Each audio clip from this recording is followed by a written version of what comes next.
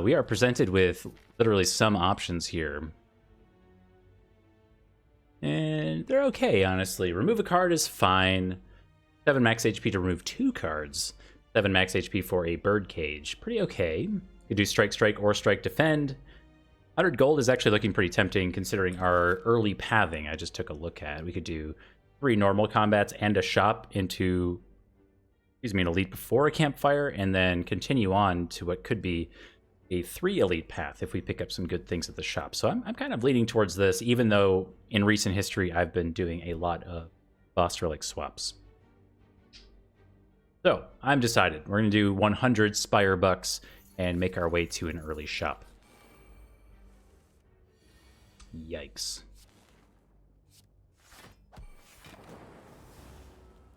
And immediately take a ton of extra damage on turn 1 here.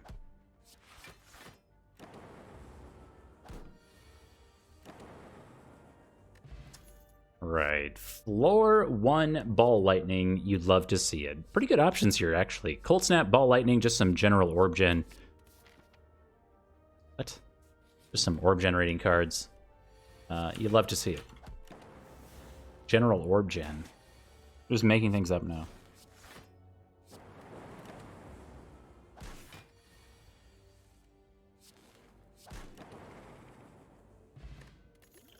General orb gen is like a cool name for the current world record holder or the defect.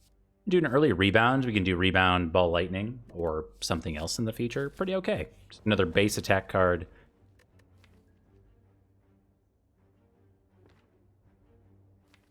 Yeah. We transform on a strike, I think. Yeah. Machine learning. Yeah, that's okay. It's not exactly what I want to look for, but a machine learning, if we were going into, say, the slime boss, or just kind of injecting that extra card draw in general, going into boss fights, is great. The bad thing is it's pretty slow for floor fights. We're going to love having this around for, say, Tri-Centuries, can help a lot against Lagavulin. Might be a bit too slow for Gremlin Knob, but all in all, it's okay. Strike that we maybe weren't going to be playing anyway for a rare card, rare power card, seems okay in my book. And an on-sale bias Pognition. And a membership card. Yes. Absolutely. So our 100 gold start allowed us to pick up a membership card, which is going to save us so much money in the long run. I think we just take this bias cog. Seems good.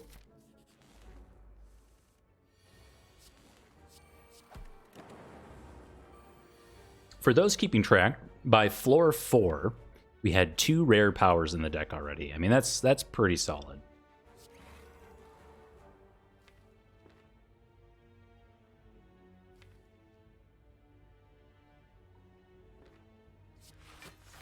There's math involved. I think this is lethal without having to play a strike or anything. Yeah. Absolutely. Duplication potion is here, as well as a capacitor. Now, that's pretty slow.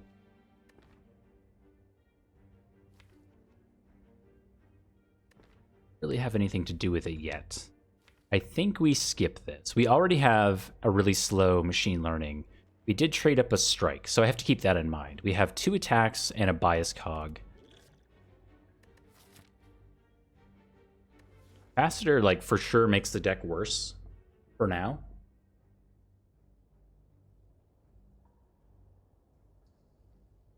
I probably overvalue it. So this is going to be great for longer elite fights. I mean, you'll notice on like a Tri-Slavers fight or Gremlin Knob or whatever, any of these races that you need to get through, Capacitor is not particularly good. But on longer fights where you can take your time, of course, Capacitor is great. We're going to skip, as much as I like it. Is Claw deck viable at higher Ascension?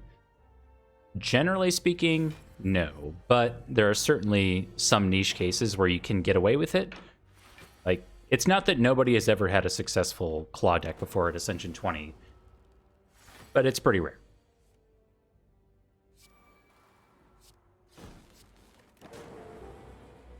Yo!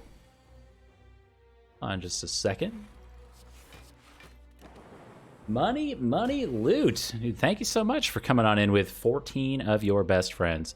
I don't mean to be that guy, but you guys just missed like the best. Oh, I should play a rebound there. You guys just missed like the best silent run ever. We just had a 1 HP dub on the silent. It was amazing.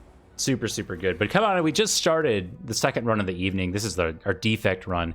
I just said by floor 4, we had 2 rare power cards. So we're doing okay by those standards. And we had a 100 gold start that allowed us to take a membership card. But I'm feeling pretty good. I'm feeling pretty good if the run can go the distance. And we just got an ice cream on the defect. It's hard to feel bad about. That's amazing. You just got a silent one on 5 HP. I'm gonna say just as cool. Just as cool. 5 HP, 1 HP. It's exhilarating. Like I don't know about you, but when you get down there, when you're down on like less than 10 HP against the heart, it's a bit scary, man. Nice win.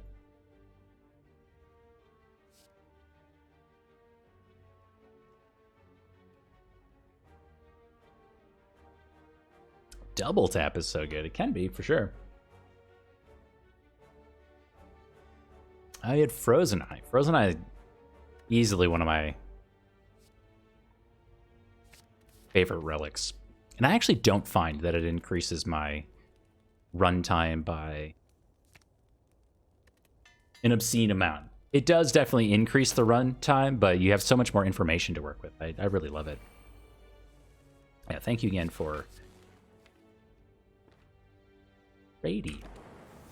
And welcome on in, everybody. If you happen to not know my stream by now, I have been actively streaming Slay the Spire for I don't know how long at this point. What did I say last time? 2 years? A year and a half? I could say like almost 2 years now. Oh no. Yeah, I think it's like almost 2 years now that I've been streaming Slay the Spire, so it's been a good time. For 2 hours. Yeah. So I wanted to carry 1 energy over there because I knew we wanted to play Defend, Machine Learning, and Bias Cog this turn. We could have done Strike, but it was not optimal. Wow, that is terrible. Even with Machine Learning, we whiffed on everything other than Dual Cast. That's not a lot better.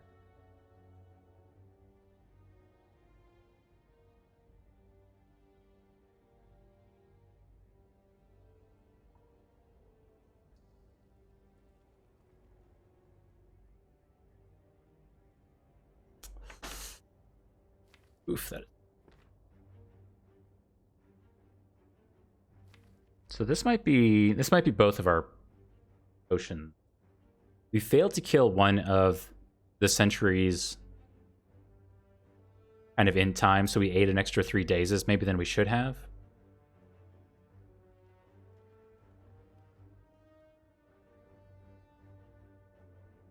Friction time? You know, we could use our duplication potion as well and double up on these lightning orbs. I mean, that's 48 damage spread around. We would need a double hit on the front or back one. Certainly could happen. That's a 10 block. And then we have defend afterwards. I think we have to. I think we got to roll the dice with this duplication potion. This is just too much damage. Nice. Almost perfect. One of them went to the middle. Ah. Still taking a ton of damage.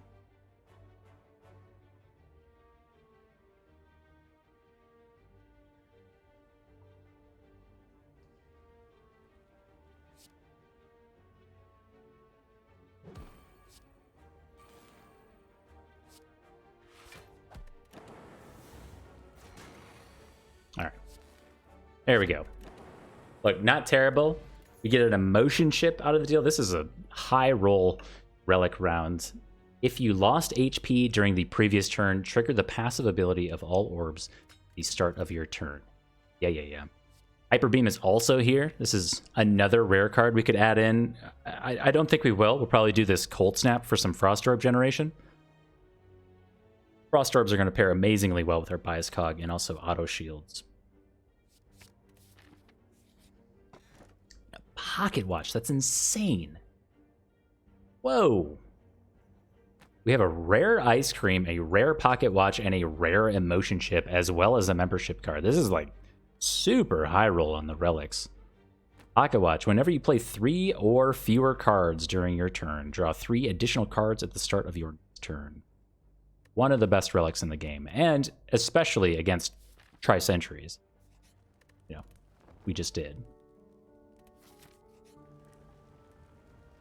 Sure, we'll take a Golden Idol. At this point in the run, I mean, Golden Idol doesn't generate you a ton of gold, but it does when you have a membership card already, and it also protects us from the Bloody Idol event.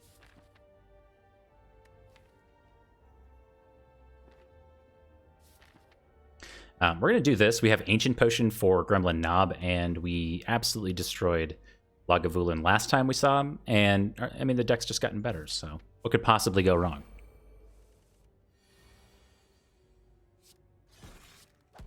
Right?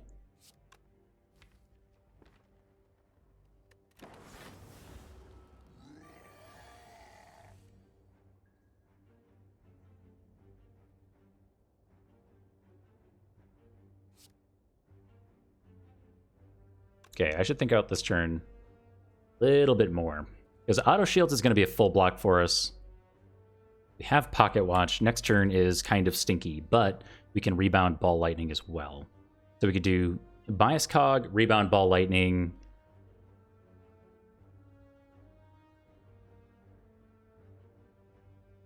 Bow Shields? That's enough damage, though. So we're going to have to go through next turn. Oh, I also love Hyper Beam.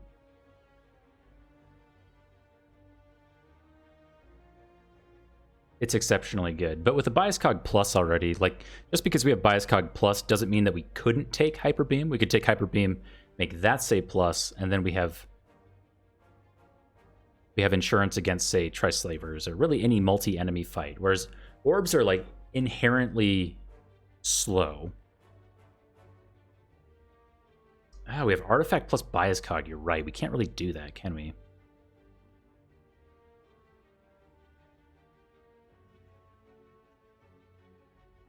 We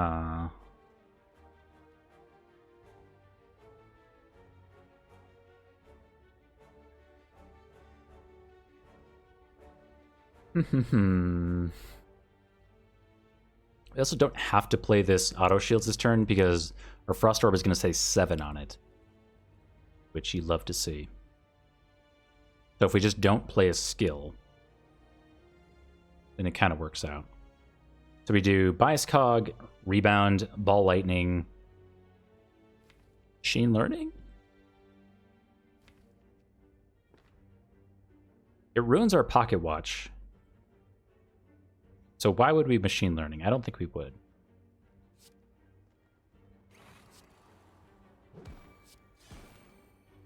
And we can carry this energy over, just in case by chance we happen to draw lethal somehow. Yeah, Machine Learning didn't make sense there in hindsight. And then we just win. Good fight. Lost like 1 HP there. Pick up a turnip to go with the rest of our rare relics. This is maybe the most high roll run I've ever had in terms of rare relics. This is obscene. Our 4th rare relic. All the relics we found so far are rare. Can no longer become frail. Best with Ginger. Okay. See what you're doing, but I disagree. I don't think we'll take any of this.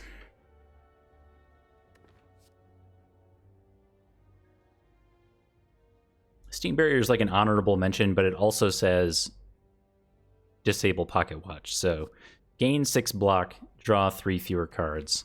Seems like a bad deal to me. Oh my. Okay, so this cannot be a rare relic. We know that for a fact. The small wooden chest is 75% chance for a common relic, 25% chance for an uncommon relic. Cannot be a rare relic. An Akabeko.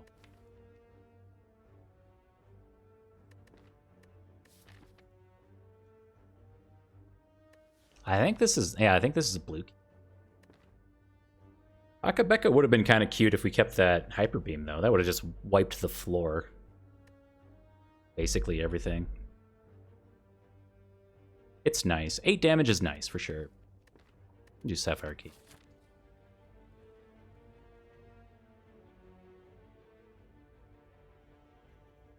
And I don't think there are any other events that we're trying to hit right now. We got the Golden Idol already. I'm trying to think of all the events we've seen. We don't want Scrap Ooze. Yeah, we want a card reward screen. We'll go here. Yikes.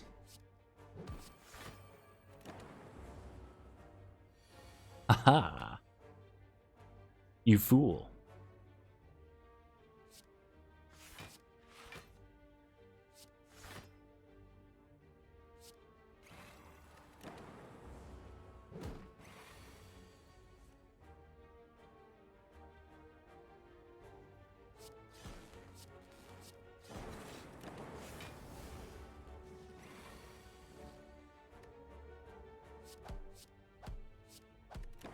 Got him. Cool. And for our troubles, we will see a genetic algorithm as well as a cool-headed. Kind of like this genetic.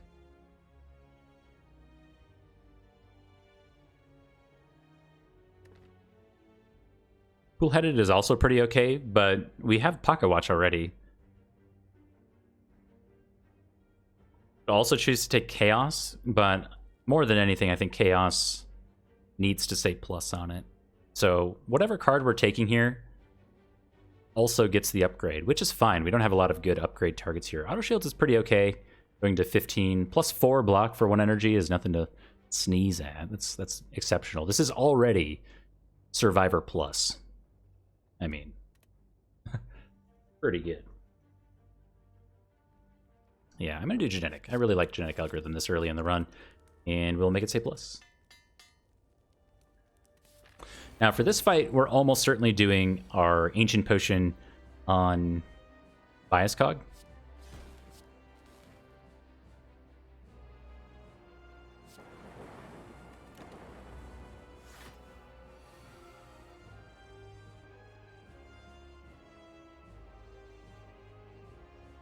We get there, right? We have to do 14 damage. Yeah, we get there pretty easily. Okay.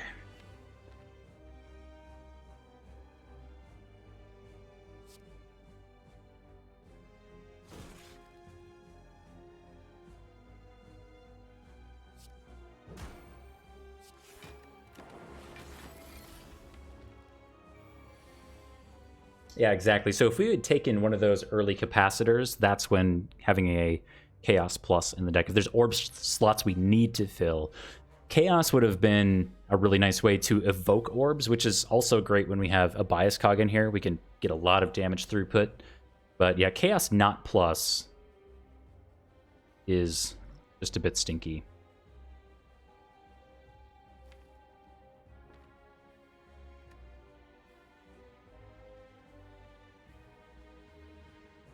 Kind of doubting if we need to actually play this Ancient Potion or not. It certainly makes the fight very free.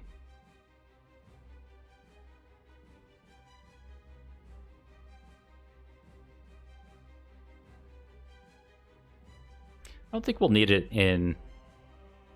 We would be hanging on to this till like a champ fight or something. Let's do it. Plus, then, my favorite thing to say, we don't have to draw it again. Huge win. Huge win. Not drawing cards is very, very good in Slay the Spire.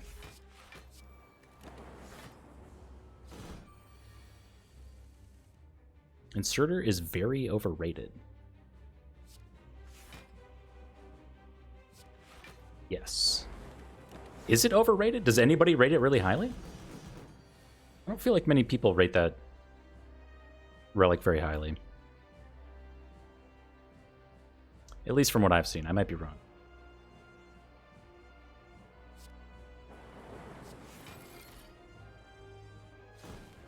Maybe there's a secret underground group of Spire Slayers that specifically exist to rate Inserter highly.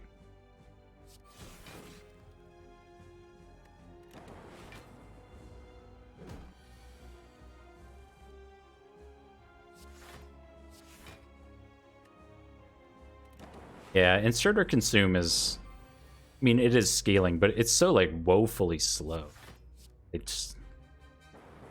I don't know. It's definitely a thing. I just personally haven't played with it very much. I have played with it, and if you absolutely need the scaling, then... Cool. Good fight. Very, very good. Once the deck was online... Oh my god. Once the deck was online... everything kind of worked out for us. And we get a Core Surge. Classic Core Surge plus Bias Cog win condition. Take me to the heart, please. It's already over. And with a Pocket Watch that we're almost always proccing, I feel like Velvet Choker has minimal downside. If any. Yeah.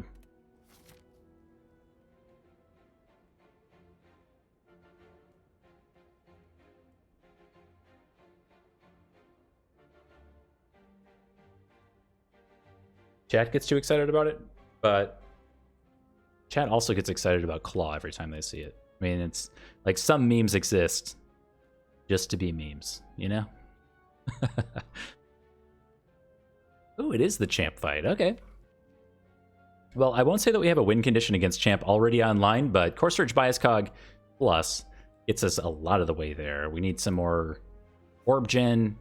I think it's almost safe if we get some more striker moves for us to look into Capacitor as a mixture between Inserter and Capacitor. Capacitor scaling, we already passed on 2 of them, so, you know, maybe we see another one.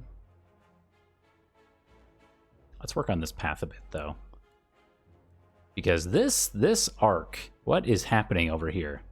This is a disaster.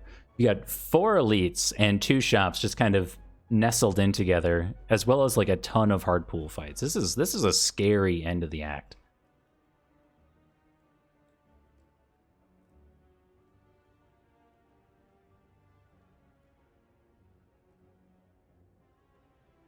Early shop for the Runic Capacitor. Ooh.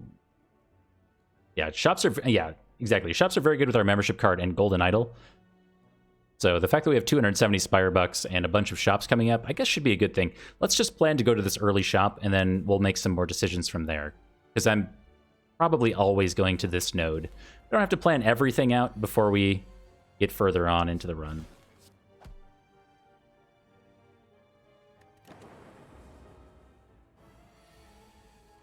This is another one of those fights with seemingly minimal downside when you have Pocket Watch online.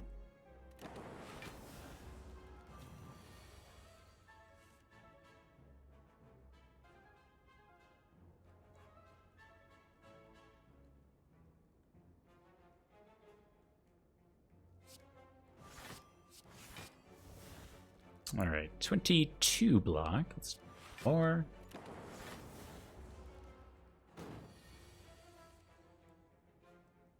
I definitely agree with that. Pathing in this game is very difficult.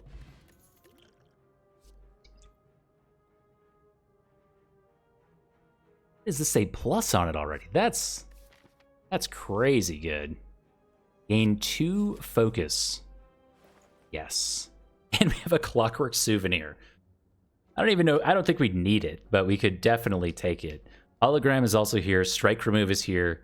Art of War is also here. You can start doing some crazy things with energy if we take Art of War and lean into like an X cost card, Tempest or whatever.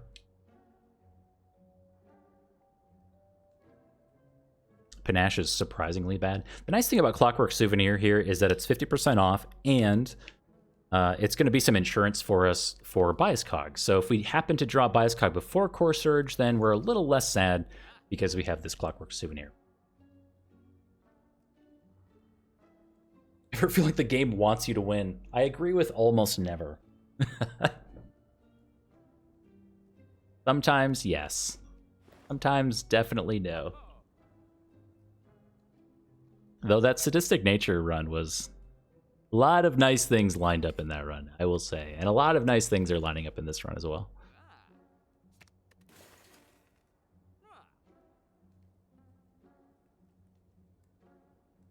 Yeah, should we do this? The downside with... Yeah, we definitely want a hologram. I don't like buying common cards here, but hologram is so good. I don't see us passing on it.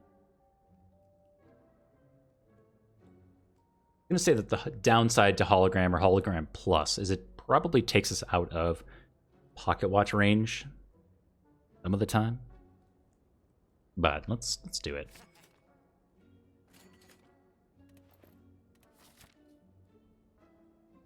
Okay, so we made it 2 floors. We're on floor 19.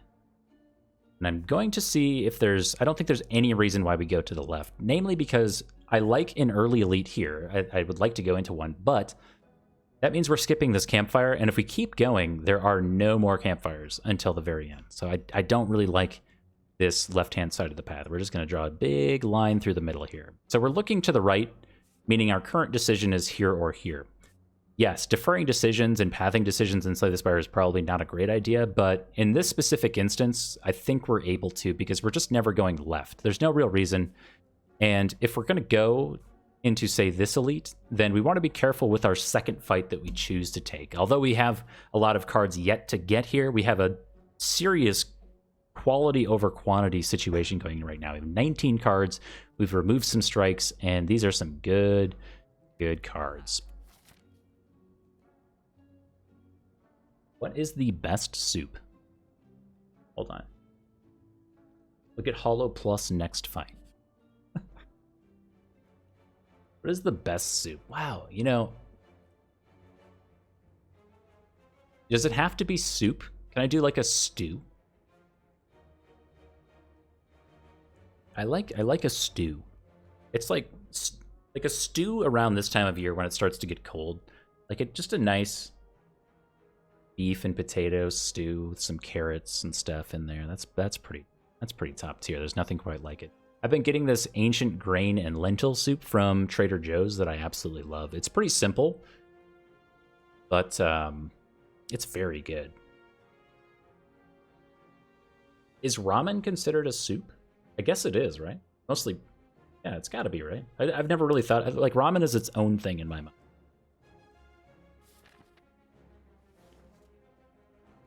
Every soup has its place. Like Flannel says tomato.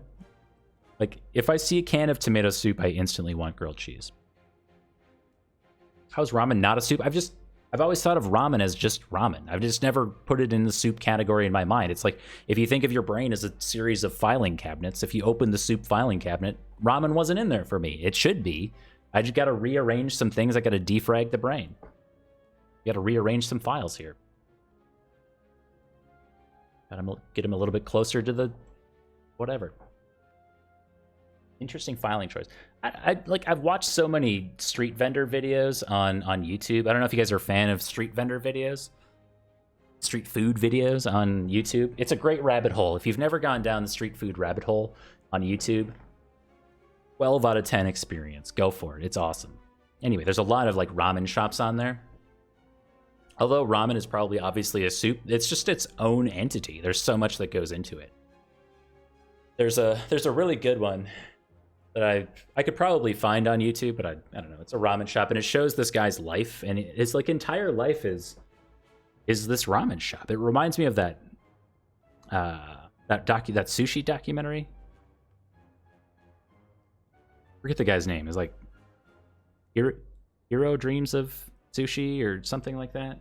Yeah, you guys got it. That's the one.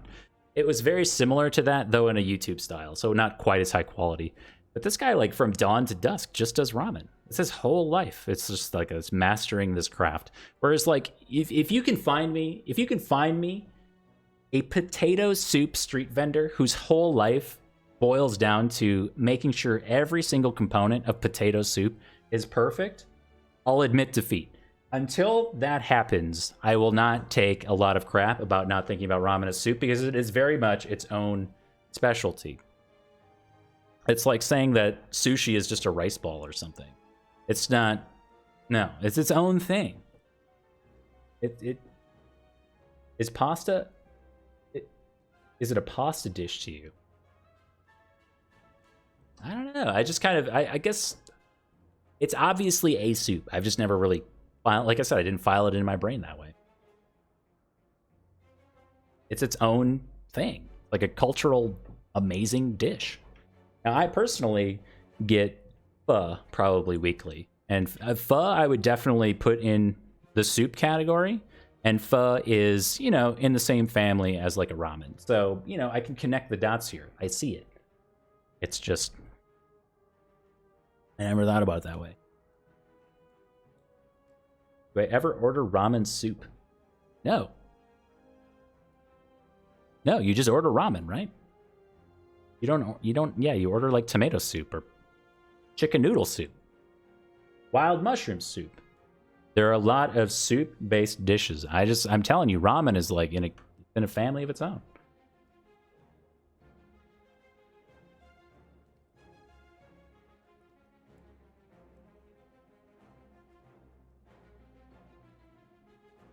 It's more of a noodle dish. See, I like that. It's its own thing. It's like, whatever. It is what it is. We have a book. And we have a campfire before an elite. I like a book. That said, Necronomicon is a dud. We ran into this situation yesterday, actually, where Necronomicon was a dud. Enchiridion is fine. Nilrys is fine. We might just save our HP here and pass on the book. I'm not a huge fan of the book event. It certainly has its place. It's nice. Okay. Or not. We already have a thing going on, and we don't need to mix in whatever we're getting here. Necronomicon is like a pass. We don't even want the curse.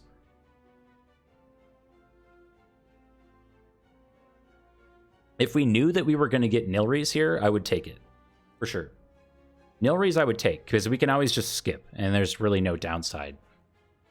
Enchiridion is so hit or miss.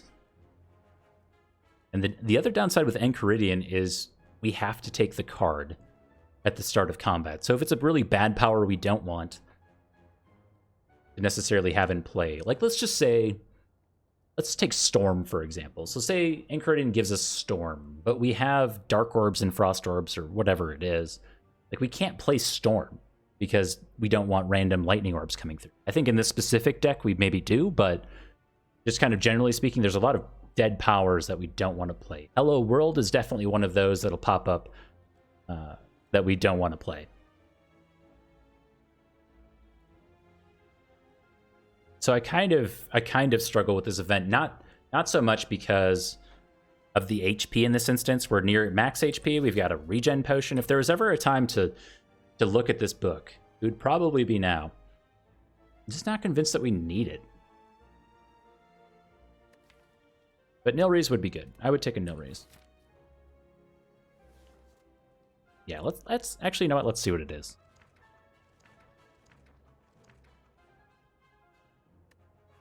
Enchiridion. The other downside with Enchiridion in my mind is that it kind of deactivates our pocket watch.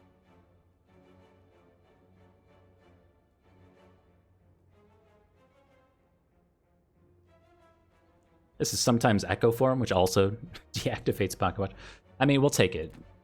I think at the end of the day, even if we end up with a dead power, we can cycle through the deck so quickly with pocket watch that we should be less concerned about a single dead card. And maybe more concerned about the potential for a huge upside. I'm just going to pass on this relic. It could be good. We have so many good things in this deck that I just want to remove strikes and add in some more orb gen cards. And our turn 1 is not fantastic. We don't have a bag of prep or anything. The more you want Chaos Plus, but do you want Chaos Plus more than you want Genetic Algorithm Plus as we go into the rest of the run? Because it was between Chaos Plus and Genetic Algorithm Plus. I think if I could turn back the hands of time, maybe the Chaos Plus is just like knowing that we have Bias Cog plus Clockwork Souvenir and Core Surge. I mean, it seems pretty good. But at the time, I stand by the Genetic Algorithm take.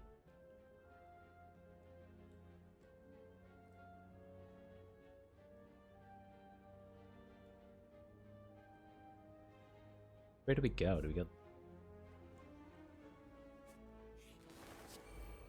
It is the birds. Hey, look at that. We got a free capacitor on turn 1. Now that's, I mean, that's great. I think we'll go ahead and do our regen potion right away.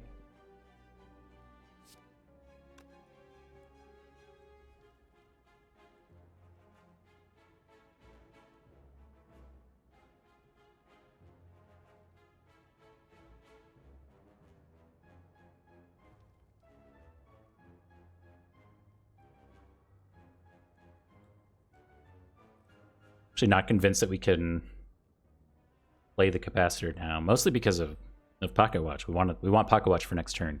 So the back 2 birds have a coin flip chance to buff or attack next turn, and the front bird is definitely attacking with plus strength.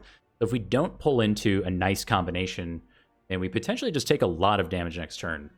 A good combination for next turn is going to be having 2 Frost Orbs on deck, and then Bias Cog, Genetic Algorithm, or Defrag. Or Defrag. Auto Shields also helps, which means that we should probably do Cold Snap, Hologram, Cold Snap. Knowing that we could play this, but we won't. It hurts, but... Oh, we have a motion chip anyway. I totally forgot about it.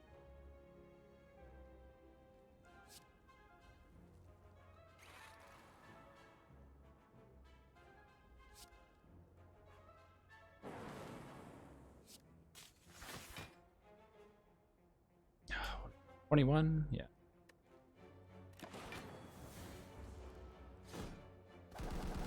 Yeah, and that one time that we pull Echo Form from Enchiridion and we can double up our genetic algorithm that way, I mean, we're going to be real happy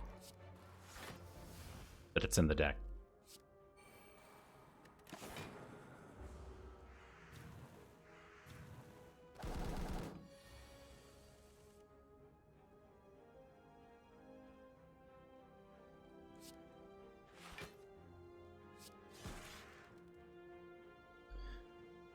Okay, we have more than enough block here.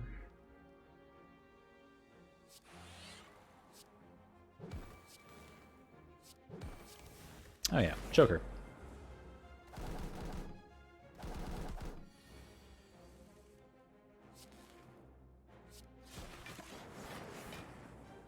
Got him. Actually lost one on... Oh no, I lost one on Regen Potion. I don't know if we could have prevented that. But I should have been more mindful of it. We'll skip on all that stuff. We don't really need a leap in here. Cool-Headed is nice for some cycle and some Frost Orb gen.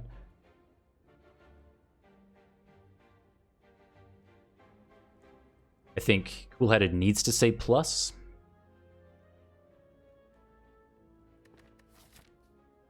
I don't want this now. So this is going to, in addition to generating a Frost Orb, it's going to evoke our other orbs, which is really important with a deck like this. If we can't get more orb slots, then we need to be evoking these for even more value. Do I ever take Prismatic Shard? Sure. We've done quite a few Prismatic Shard runs on this channel. We had like a 3 to 4 hour infinite a long time ago. That was...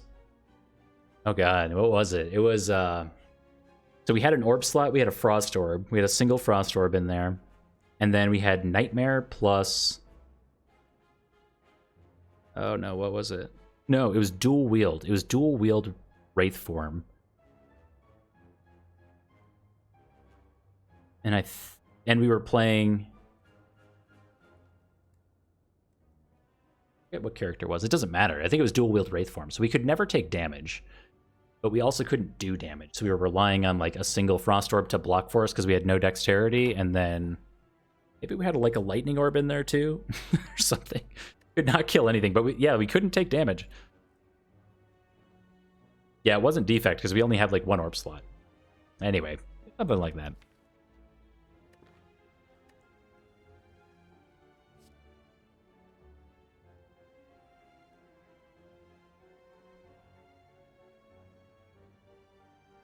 Oh yeah, definitely wasn't the Watcher. I've never even heard of that character before.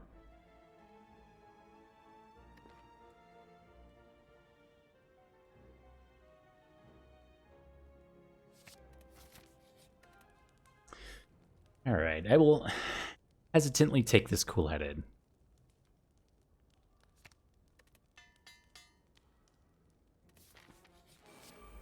Another capacitor. That's awesome.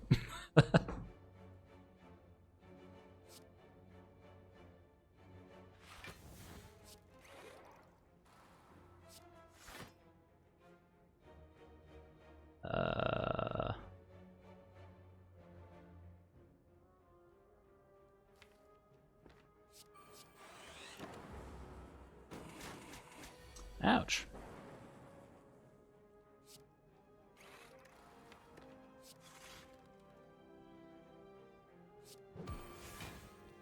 Now, we can't be made frail anyway,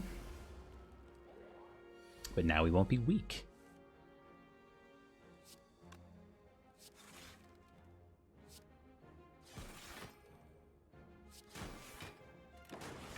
All right, so we cannot take damage at all. So we just win.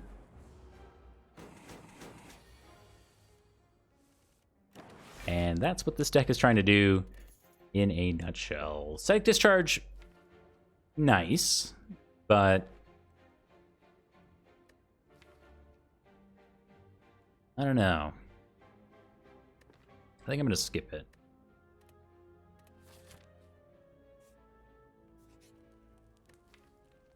So if we were to take an upgrade here, it would probably be upgrade on Hologram. I kind of want to try to do this slightly more risky path. Maybe this way through the shop. It's 2 hard pool fights and 2 elites who get a single potion. So I'm going to take a nap here for 19 HP. I don't think our upgrades are mission critical at this point. We're not getting a ton of extra damage out of them. So I'm just going to take the slightly safer route. We passed on Akabeko early in Act 1, and as a result, or halfway through Act 1, I guess, we can then pick up Stinky Dreamcatcher. I would rather have the Akabeko at this point. I would trade away Dreamcatcher. On the higher Ascensions, I think Dreamcatcher is okay. You are probably resting more than on the lower Ascensions, so Ascension like 1 or 0 through 15, Dreamcatcher probably pretty low value, but we might get something out of it. This is like, what, is this our 3rd or 4th capacitor now?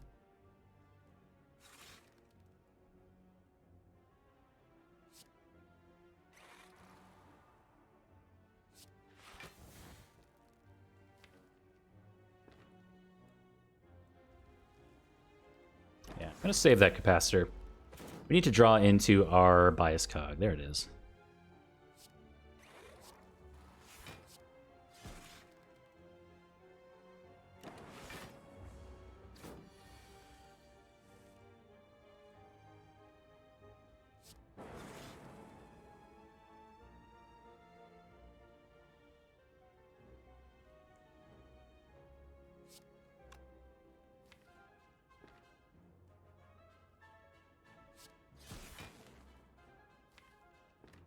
Okay, we're gonna play some cards here.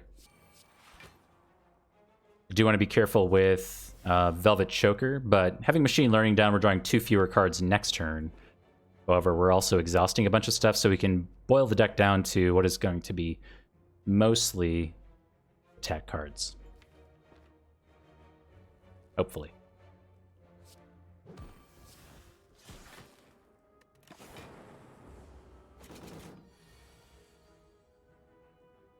Yeah.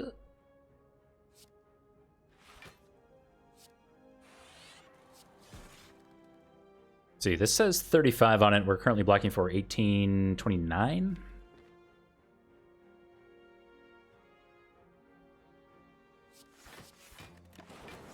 I'm going to full block with the idea that the wounds give us so much negative block that having them around probably a bit more than we want to deal with.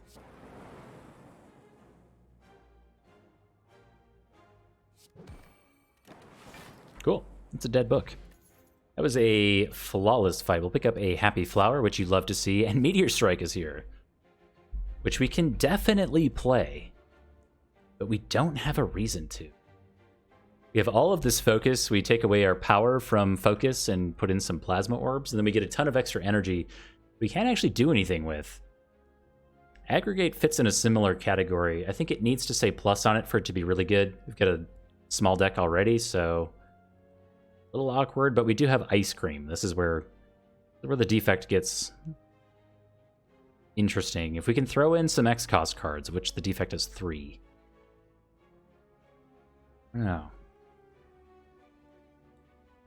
Flex and Ancient Potion? Forgot about the whole game? I hope it didn't cost you. It doesn't mean it cost you anything. If you made it through the whole game with Flex and Ancient Potion, then I guess you didn't need it. Yeah, you still won, see? All good. Now, Anchoridian has given us Capacitor, I think, every single fight. And now we have one on sale for 21 Spire bucks. I mean, have to take it now. It's too good. It's part of our win condition. Recursion is solid. What Recursion allows us to do is evoke our orbs and not deactivate an Art of War. We could think about something kind of fun like an Abacus if we if we continue to thin the deck out. We've got things like Cool-Headed already in here. Oh, Cool-Headed Plus for extra card draw. A lot of powers that are going to go down. So this is it's some amount of block. Let's say we draw 8 cards per turn. And we have a 20-card deck. 1, 2, 3, 4 of them are powers. We're on 16. And then 1, 2... It technically does, but it'll say plus at some point. Let's say this is 3. So we go down to a 13-card deck, 12-card deck after Ascender's Bane. So every other turn, we're gaining 6 block out of Abacus. Now, I'm not taking Abacus, but if there was ever an argument for Abacus, I think this is probably it.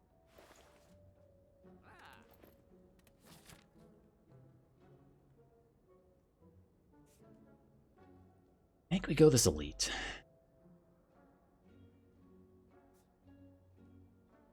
Two basically guaranteed upgrades, knowing that I would love to upgrade Capacitor and Hologram is the only thing kind of holding me back there. Genetic algorithm saying plus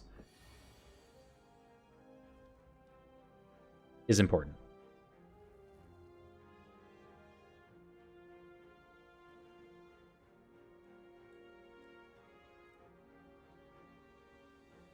Also in an infinite deck, yeah. Oh, plus I forgot to mention the draw from Cool-Headed every time I see it. This turn 1 is pretty terrible.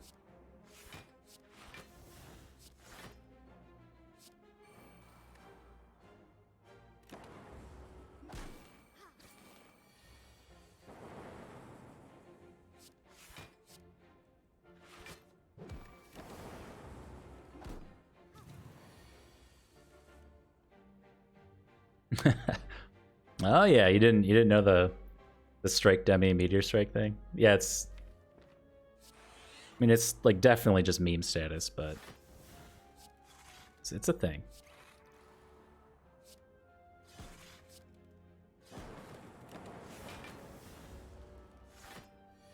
Like accidentally killed the Mystic there. Whoops.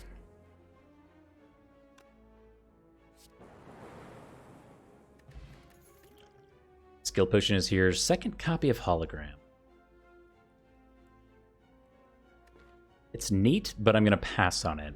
Compile Driver's also somewhat tempting, but I'm going to say no.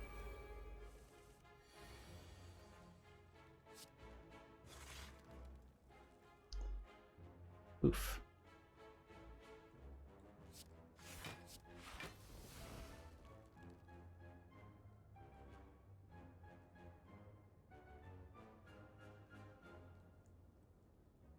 We have 32 block. This says 18, 28, 33. So we take 1 right now.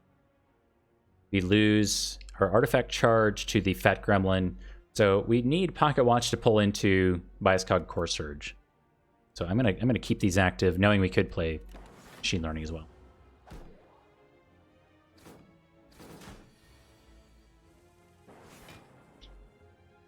Not line that up well. But Defrag is here to potentially save the day, I guess.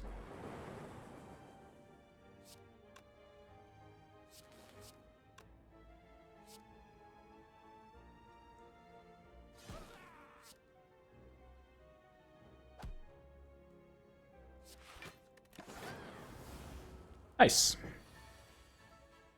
Would Electro be good here? Electrodynamics? Yeah. For like very specific fights, I think it would be pretty okay. I'm not certain that it would be like excellent here. I think the nicest thing about Electro or this deck would be some lightning orb generation that we only currently have through Zap and Ball Lightning. So like if you think about this deck, the real issue is we have like the orb scaling that you want to see here. We have the Biascog Core Surge package. We've got Defrag plus. Capacitor is going to say plus pretty soon. What we're really missing is like those nice orb gen cards. This is where maybe you're thinking about putting a rainbow into the deck or something to that effect. So it, you know, where does Electro fit in there? It's, you know, it's nice for orb gen. It's nice to hit multiple enemies. It'd be great for like a Reptomancer fight, but it's solving very specific problems for us right now that we don't really have. If we were going against a collector fight, then absolutely. Like that's when we want to see that stuff. If we had fought Tri-Slavers, but again, like just to really hammer the point home, it's to solve specific problems, and we have not run into those specific problems so far.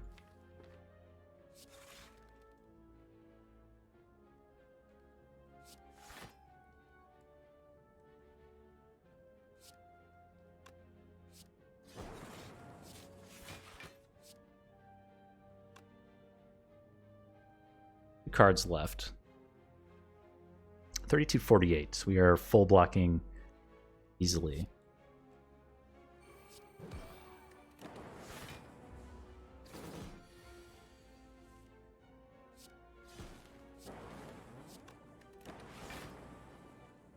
Sweet. We got a Lantern, chance at a colorless potion. What was the second copy of Genetic Algorithm? Does not say plus. I'm going to say no. We don't want to draw any of that. These other cards, we don't need. We already have a copy of Rebound. They both deactivate Art of War. We just don't need them at all. I kind of like our potion situation. Not sure what colorless potion is giving us other than really high rolly stuff like Apotheosis. Skill potion's like fine. Maybe we get a really nice Glacier. I mean, really, we're looking for like a Glacier here. I'm gonna be super happy.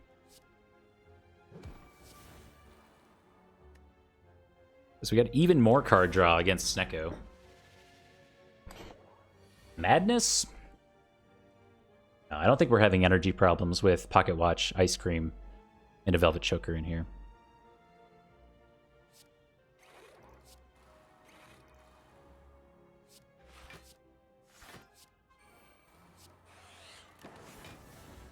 But if we're going to break, the nice thing is like when we break Pocket Watch, we do it really well. Like the turn feels pretty good. We have enough stuff to do that turn to really justify breaking Pocket Watch. And the machine learning that we got early in the run seems to be doing nice things for us as well. Whoops. Now Power Potion is very different. Sunder's kind of cute too. So Sunder needs to say plus on it. But Sunder solves the problem that the deck is slow. It needs to build up to do things really efficiently, whereas Thunder is just kind of a boop. And maybe we kill a Ritual Dagger on the Reptomancer fight or whatever. I'm going to choose to skip. And I also don't think we need this energy potion at all.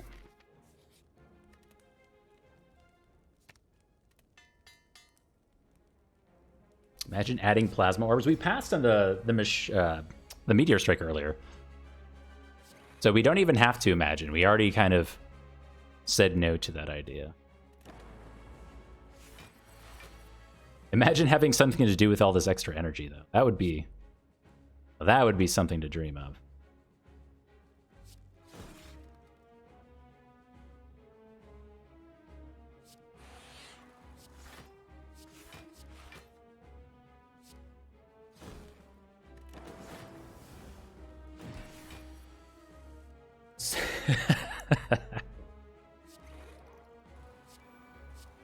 Even want to read that.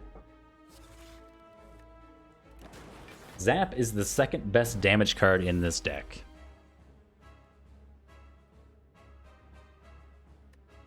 Yes.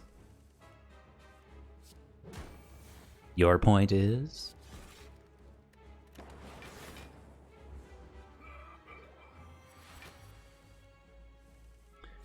Look, if the Spire Gods had given us a multicast at this point, Champ would be dead. But now we gotta sweat bullets just a little bit.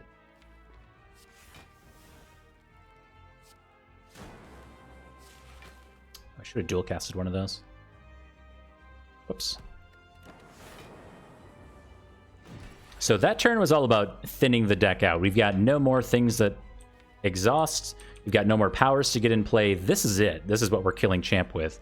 So ideally, we're doing Rebound, Lightning Orb style things as much as possible.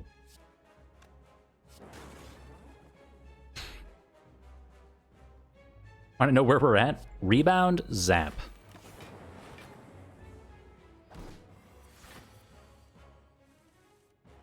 Imagine Thunderstrike.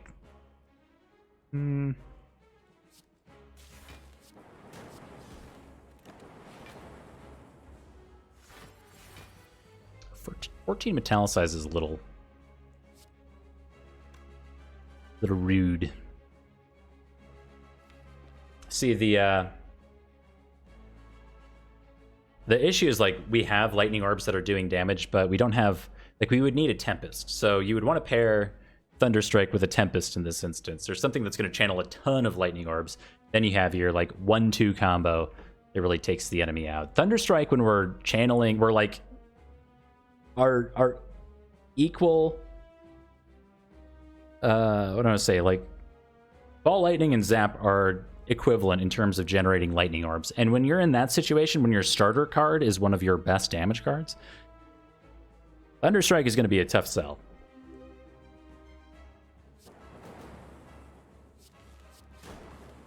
For me, anyway.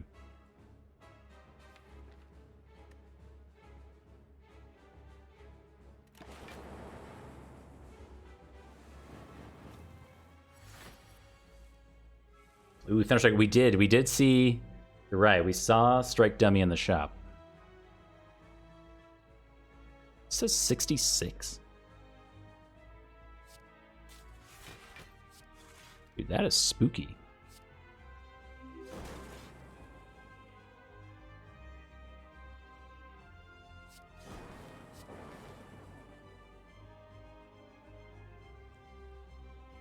We have 18, 30, 40 some blocks, so we don't die.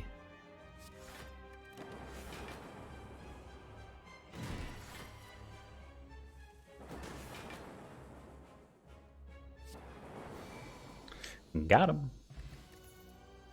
Meteor Strike is back. I'm telling you, it's not good.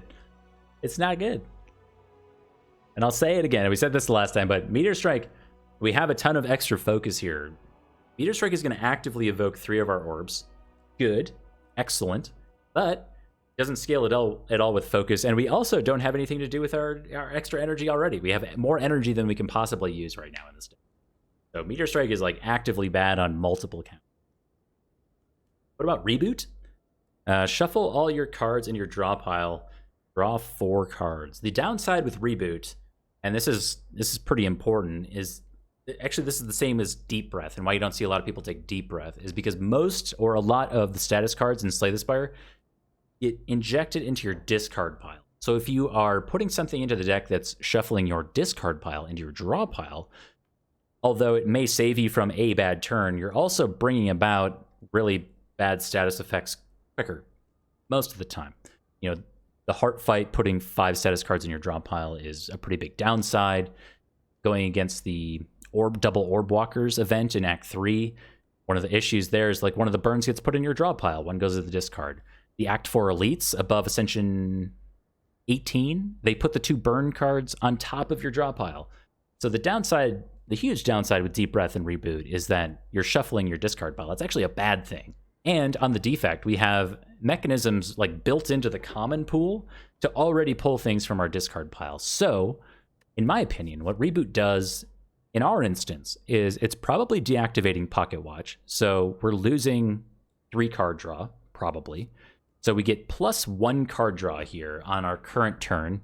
It's a 1/6 of our turn with Velvet Choker, and we're putting those status cards in the draw pile. I think this is like a no on multiple levels. If Reboot said plus on it, so let's take a look at Reboot plus.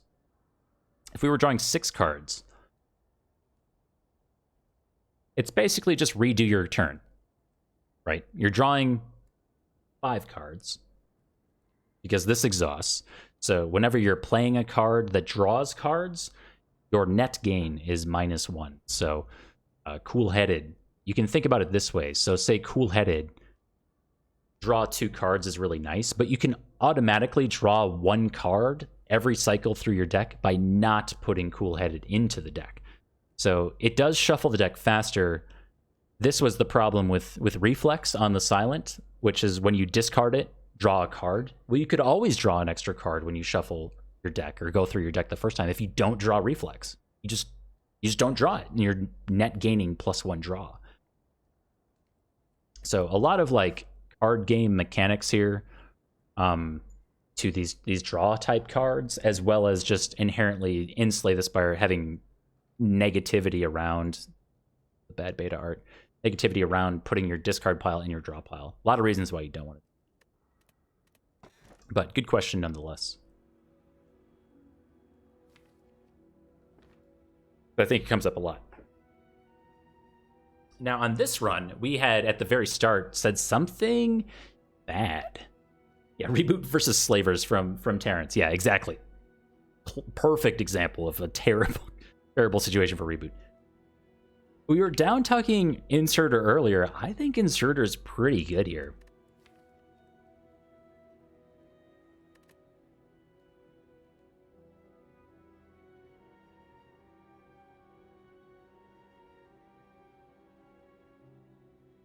You multicast a Plasma Orb.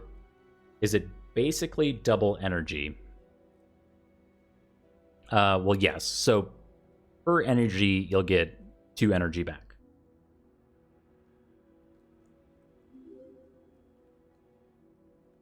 Pretty cool combos there. So if you can like multicast a Plasma Orb and then do Tempest, like the Defect has so many. I think this is where I struggled with the Defect the most when I first started playing the character, when it came out however long ago now, is like I could not see the energy mechanics that were there, because so often on the Defect you're trying to do things that you're doing on the other classes. So you're doing strength things, you're trying to attack things down. Oh, the attack things aren't really working. Oh, the attacks suck or whatever. You're trying to do skill-based things, and you're like, you're trying to do like Frost Orbs and just not die. And you're like, oh, the Frost Orbs aren't working. There's like this hidden thing with dealing with deck manipulation, Seek and Hologram, digging into your draw pile and discard pile, mixed in with the now buffed and maybe takeable Aggregate, Double Energy, Turbo, along with Plasma Orbs, and the easiest to obtain pool of X cost cards. So the Defect and the Silent have 3 X cost cards. The Silent's 3 are 2 rares and an uncommon. The Defect's pool are 2 uncommons and a rare. Now, we haven't seen X-Cost cards yet this run, but they are the easiest to find X-Cost cards in the game. We talked a lot about when I was like in the fall or summer about speculative Chem X. If you come across a Chemical X in a shop, what's the best character to take it on? Defect, always. You're the most likely to find those X-Cost cards, and they're honestly some of the best ones in the game. Multicast Tempest and Reinforced Body being one of the best block cards in the game. So, anyway, we're taking Inserter here. We don't need to explain any of this. We've removed a ton of strikes. We transform 5 cards, which is fine. Runic Dome, also not... Well, actually, you know what? It's not actually good, because we have all this extra energy we're not using. Inserter, Orb Slots, yes. Just yes. That's all. Plus, huge fan of Factorial. Love it.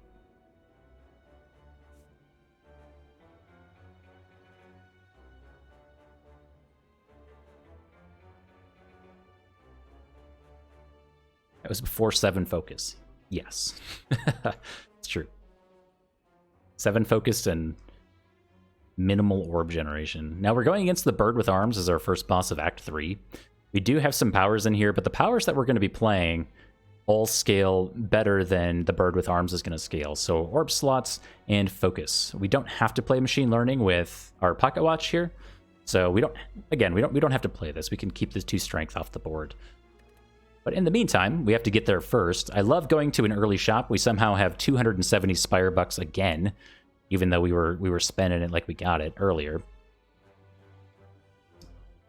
And if we want to, there's another late shop over here. I don't really like going to this shop if we don't need it, because we have one at the start of Act 4, and I'm feeling pretty strong. If we can make it here with Inserter and Frost Orbs, we just don't take damage, and it should be fine. I think the hardest part about this fight is phase 0.5? Really just phase 1, I guess. Dealing with the 2 cultist birds at the start of the fight will be a challenge. We don't have a ton of direct damage. We have indirect damage through lightning orbs.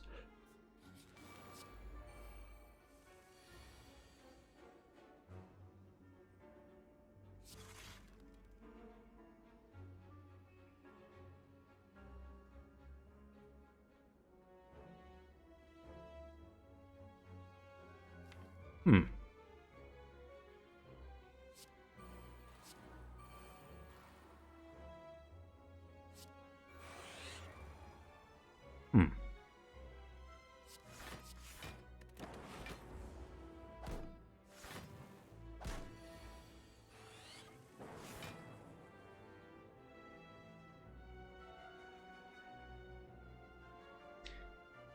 Honestly, I think save quitting is a fantastic way to learn Slay the Spire, and I won't have anyone tell me otherwise. So, if you're getting good value out of save quitting, then I say go for it. Especially with things like Pandora's Box, or to run back certain boss fights. If you find yourself in a lose condition, maybe you can eke out a win if you just whatever. Just play the fight slightly different.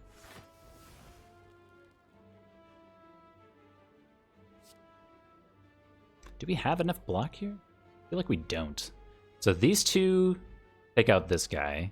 So we have 22, 30 some. Oh yeah, we have enough.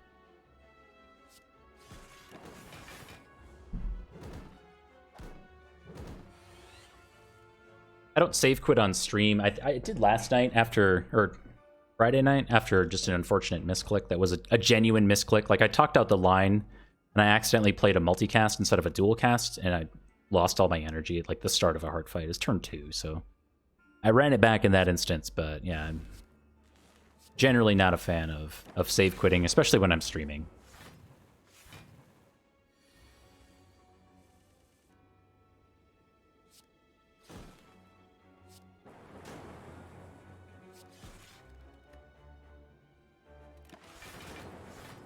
Probably enough block. I should count that out. That was a bit closer than I thought it was going to be. Fortunately, we have Inserter doing some good work for us.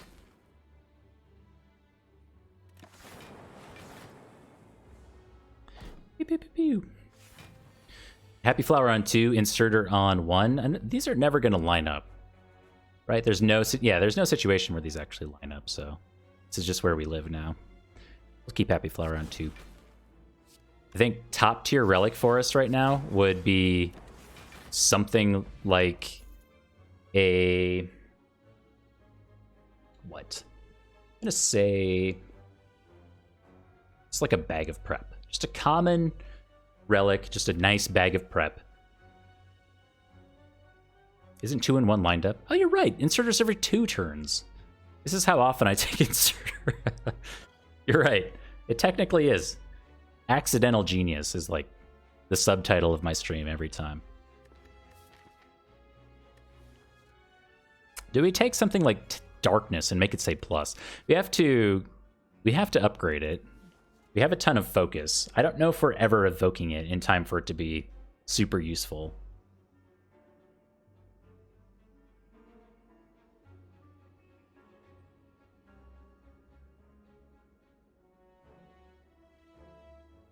Definitely no to a reprogram. Reprogram's kind of fun. I haven't had a good reprogram run yet since they changed it, but I would love to try to build around it. I do think it requires things like hologram or seek or whatever. You have to get it early, play it, and then you have to play it a couple more times. Good luck getting it in front with Inserter. That's exactly it. Like, I don't think we're evoking this Dark Orb. If we ever did evoke the Dark Orb, it would be huge. it would maybe damage cap the heart. I mean, that'd be nice.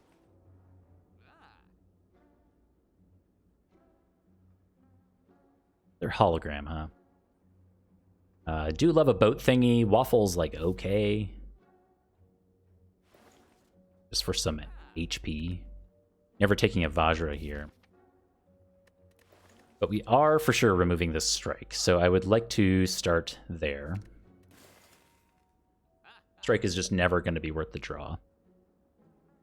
Yeah, I love a boat thing. We're taking a boat thing.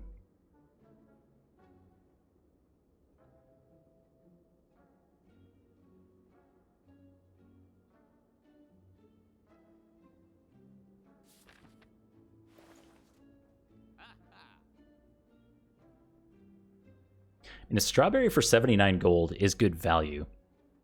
I really don't think that we're going to this late shop. So if we buy Lee's Waffle, then we should have enough gold by Act 4 to have a good shop there too.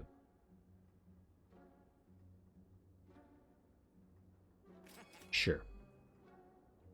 Hologram for 26. Again, our first one needs to say plus.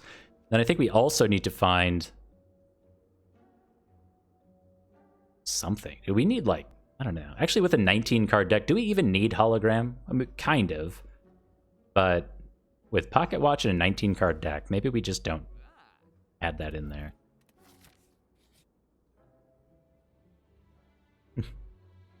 I mean, is normality even bad with Pocket Watch?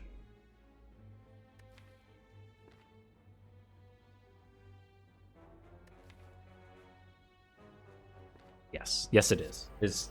That is the answer. Yes, it is actually bad with Pocket Watch. Normality just forces you to use Pocket Watch. Like, what is even the big deal?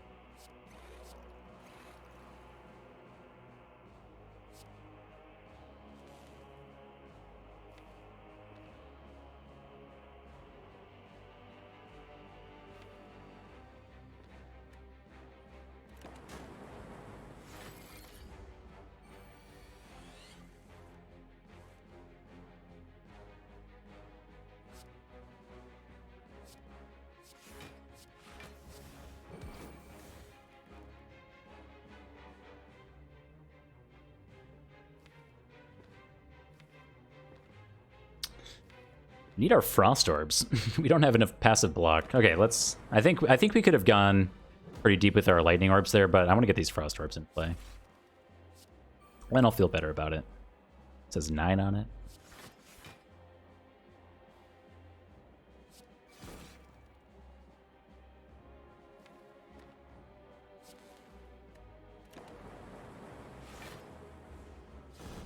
We want more expensive spells with so much mana. Yes. So we really want an X cost card.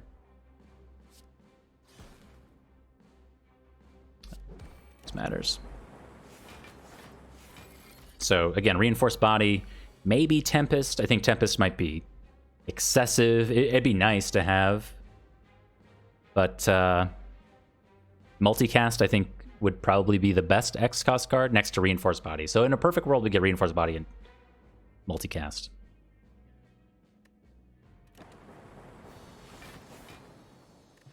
Tungsten Rod, yes. Whenever you would lose HP, lose one less. Barrage is here for some scaling for us. So the question with Barrage, we needed to say plus. It deactivates Art of War, but it is good damage. We have so much extra energy right now. I don't think this matters. Yeah, we're taking this Barrage. So we got Mind Bloom already. That's probably the best event out of this act that we're looking for, I think, usually. So we could choose to take a normal and hard pool fight. We're at max HP. That would allow us to get extra card reward screens, extra gold with this membership card. And, well, potions are kind of whatever. But I guess we also get extra hits on genetic algorithm. Potentially costs us some HP, but who needs HP?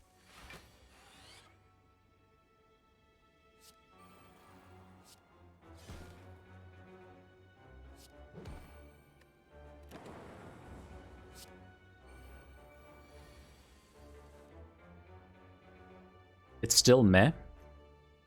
So the reason why I like Barrage is because it's targeted damage, whereas our Lightning Orbs right now are currently coming from Zap and Ball Lightning, so one of them is an attack anyway, deactivating Art of War. Like I said, the Bird with Arms fight, we're lacking in Phase 1 targeted damage to those cultists. We're relying on our Lightning Orbs, which is fine. You're absolutely right that they're doing a ton of damage, but we don't have that direct damage that we otherwise need. I think going as far as, say, the Act 4 Elites, this also allows us to turn, which might be important. Again, it's just some targeted damage. So, and it scales. It's going to scale up. Hopefully we get an upgrade on it. Roughly six per orb slot. It's quite a lot. It's for targeted damage in general.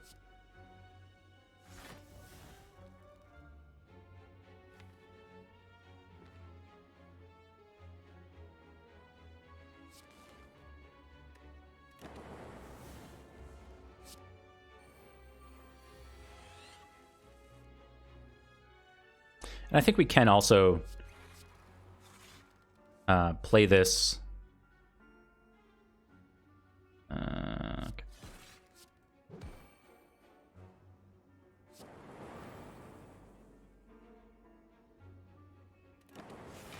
Sorry, I lost my train of thought.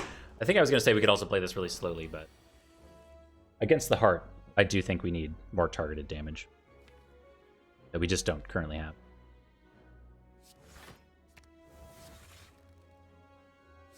I think it's rough in that we need to only play 3 cards per turn. So like a Rainbow Plus would also be a huge get for us here.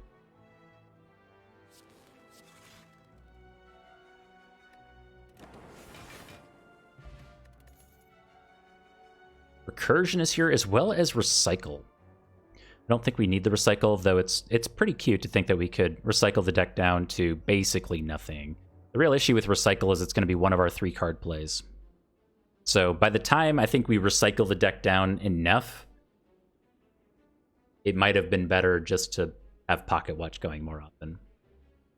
Recursion is here. It says plus on it. Not that energy has been an issue so far. I don't think we want it. Old Snap for Orb Generation is sadly tempting. No!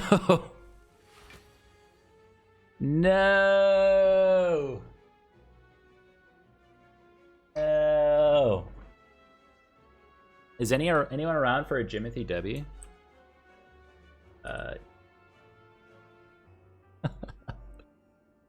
Well, Ladies and gentlemen, around these parts, whenever we fight the Writhing Mass, which is, of course, the worst enemy in the game by far for any number of reasons that we could go on and on. I've been doing display capture this whole time again.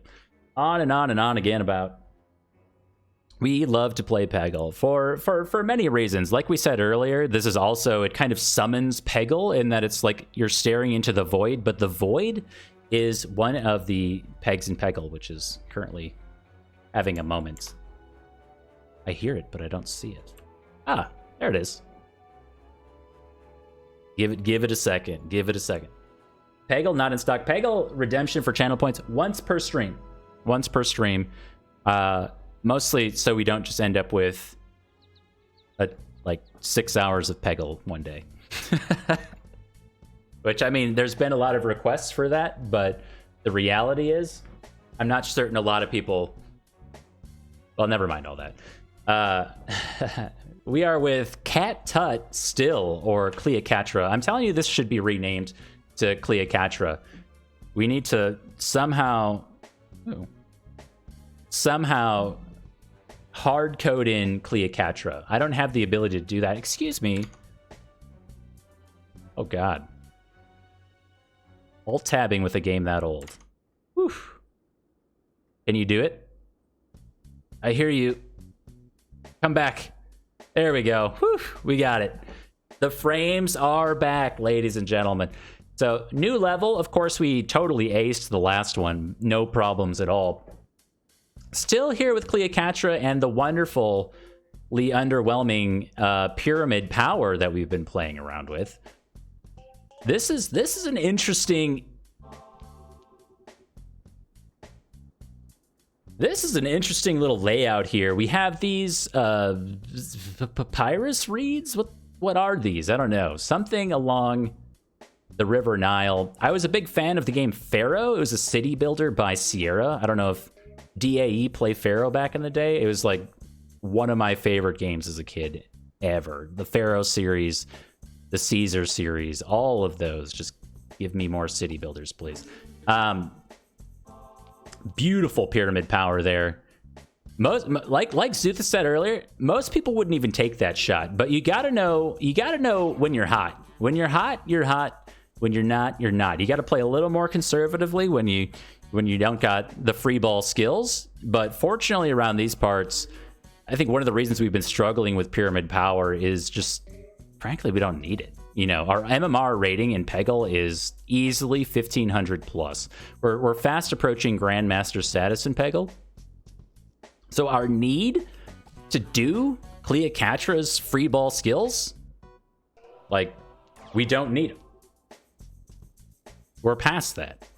This is the Matrix. We don't even see pegs anymore. We don't even see them. It's just red peg, blue peg, magenta peg, green peg. We just, you know, we're in the Matrix. GDU Cypher. Dude, the Matrix 1, there's never going to be another thing like it. 1999's greatest hit. You got to keep in mind that around this time, this was like, you know, we had our Lord of the Rings coming out. Like, free ball skills all day. All day. We got 8 balls here. We could go for the super clear. The super clear, very rare. Very rare for non-Peggle professionals. Most people don't even know what it is. I'm just saying. Ride the reed, baby. Oh. Oh. Hey. I mean, what was I saying earlier? When you're hot, you're hot. I don't know what we're talking about anymore. Oh, the Matrix. The Matrix, this is like just pre-Lord of the Rings. Oh my, we are dancing on the pyramid. Look at that. And then we do a 360 and walk away. We don't even need it. That's what I'm talking about. Okay, well, I mean, that one was a little bit cold. I think the heat is starting to... Oh, we cleared out the right. Okay. Keep calm. Keep calm.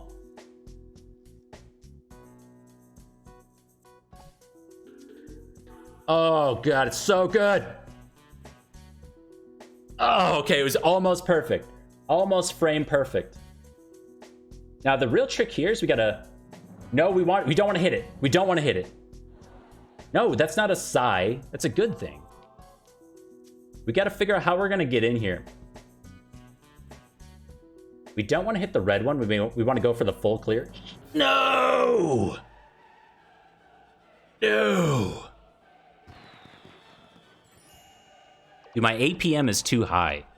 This is like StarCraft 2 Grandmasters. It says fever. And I don't know. I have a hard time like slowing down to clear out objectives that we don't need. Blue pegs, who cares, right? Almost 100% of that one. This one literally says fever on it. So this is what we got. This is what we're working with next time. You know, stay tuned for next Saturday when our heroes, blah, blah, blah. Anyway, well, that was fun. Let's not have some fun now.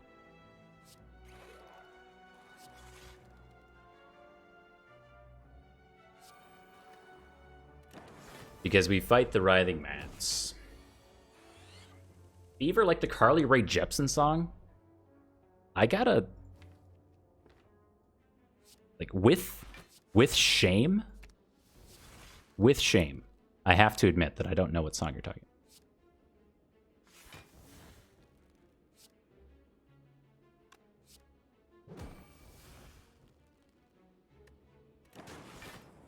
I only know the one.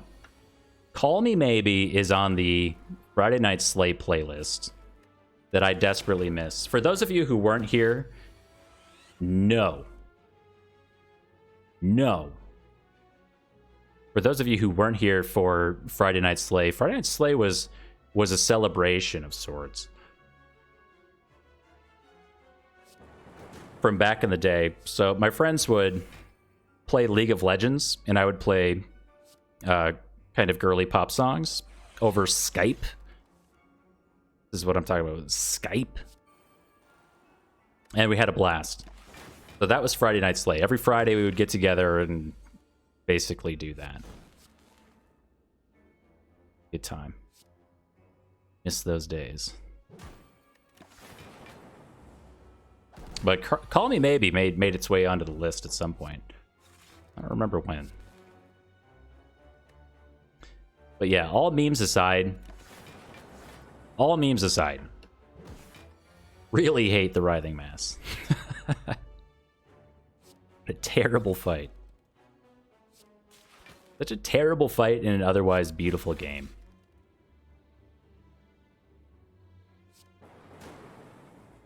Do I have to do math here? No. You just hit E. Just listen to Emotion and Side B. Wait, are you recommending multiple albums?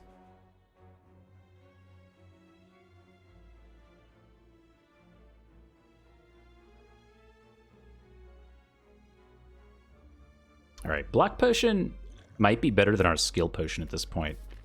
I'm taking it. We'll go to this campfire. Let's see. Realistically, I think we upgrade Barrage first. Again, that targeted damage for Reptomancer could scale really well. Oh my god, this is our second bias cock. It could scale really well for Giant Head. A lot of good reasons. To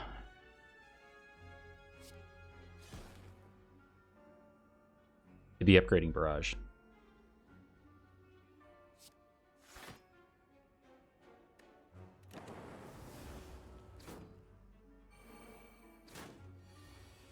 I think Mass's attacks have weights to them? Really? I did not know this.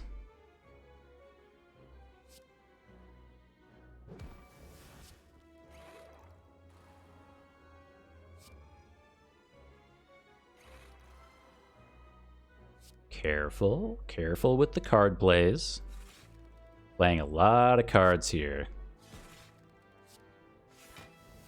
Okay, this is 32 plus 9. Let's say that this is roughly canceled out by our 40 here. We have 26 on deck with 14 damage being spread around, so We get roughly full value from this block potion.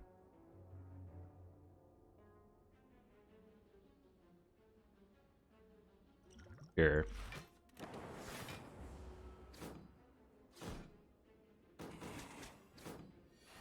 Yeah, I don't remember reading that on the... Yikes. I don't remember reading that on the wiki. I remember reading Writhing Mass on the wiki because I didn't believe how bad of a fight it was. Like, all memes aside, I was like, this can't be real. It can't just be random. Burnface, thank you so much. 5 months. Thank you. Happy Santa Burb to you as well. I didn't believe how bad the fight was. Like, it could not be that poorly designed because Slay the Spire is such a beautiful game outside of Writhing Mass, right? It just can't be that way. Turns out it is that way. And, anyway, when I was reading the wiki, it did not say anything about having weights to them, I don't think. Not that I don't believe you, it's just I just don't remember reading that.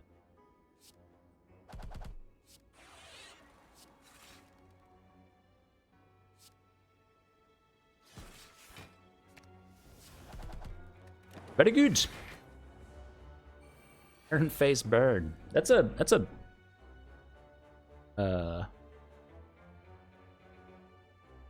burn-faced urn. Oh god, now I'm getting confused. We're going too deep with the memes. 2654, this is 4352. What did I say this was? 52. So we are exactly full blocking already. Very nice. Play that anyway for fun.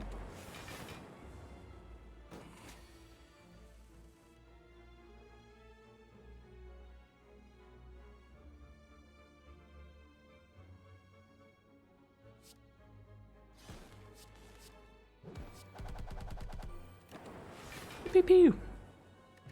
Clean fight. Pick up a mango. We had this conversation the other day. Storm is really tempting. We had this conversation the other day. I believe most fruits and vegetables in Slay the Spire, well, everything is a fruit and a vegetable in Slay the Spire except for Lee's waffle. That's edible, right? I think everything, or at least almost everything in Slay the Spire thematically would go well on top of a waffle, outside of maybe ginger and turnip. Maybe there's another one. And ice cream?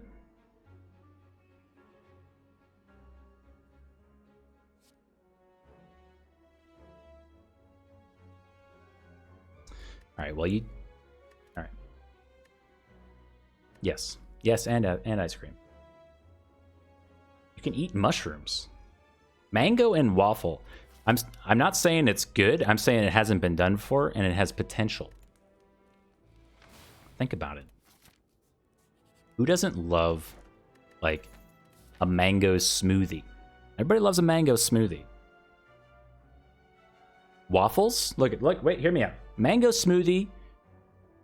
If you put some mango in, like, a protein powder smoothie that's like a base vanilla flavor, waffles oftentimes have vanilla extract in them for a little bit of flavor down there. Otherwise, you know, vanilla or non-vanilla waffles, I don't mean to throw shade at waffles, but where's the flavor at, you know? Not exactly French toast with your nutmeg and cinnamon. So if you got some vanilla in your waffles, put some mango on there, maybe like a mango puree, a nice little spread. I don't think it would be bad. Your husband thinks I'm crazy? Your husband is also not okay with naming a cat Poggers, so I'm okay. I'll be on my side of crazy. You can be on the other side of crazy. Poggers the cat? I mean, when I get that name of foster cat redemption on your channel,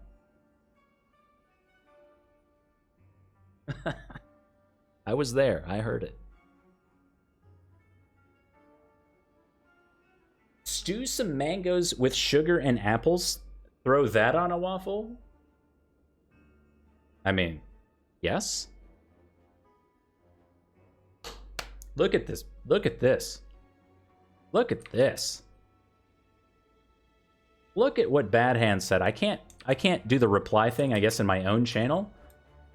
Look at this. Would you name it? Would you spell it Poggers with a P-A-W? Dude, case closed. Flip it and ship it. It's over. It's absolutely over. Poggers the cat. It's a beautiful thing, and I am uncompromising in this fact.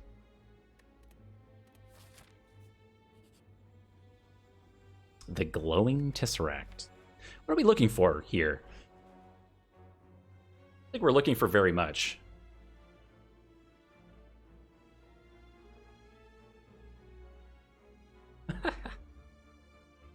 Imagine you foster a cat, you name it Poggers. The potentially adopting family comes over, and you introduce the cat to them, and you're like, "Oh, this is Poggers. He's really great and cuddly and all that stuff." And you're like, "Poggers? That's an interesting name. Who named that?" And you gotta explain who and why named your foster cat Poggers. You think that family's still taking the cat? I don't know. Maybe they save the cat. Maybe they take the cat because they need to save it from the poor foster family that would name their cat Poggers. Gotta explain shit. Well, like I told you earlier, our foster cat was named Barricade after a Transformer. It was named by like the daughter of the family. I remember this was like the biggest guilt trip ever. We went to pick up this cat, who is named Miles, and we had already met him and had some time with him and everything. So we went to actually go adopt him, and then the daughter was there that had named this cat, and we signed the papers. We're ready to go. The daughter, dead ass, looks us in the face, dead into the windows of our soul, and says, as we're about to go, this young girl who had fostered this cat that she loved and was having a hard time letting go of, she says, "Are you going to keep the name Barricade?" And deep in my soul, the darkest part of me said no, because we knew in that moment we were changing the name. We're not. Maybe we do Barry. No, we were changing the name, and fortunately, as like I had the wherewithal to be like, we're gonna go home and see what fits best. If Barricade fits best for us, then we'll keep it Barricade or whatever. We did not. We knew we were gonna change it.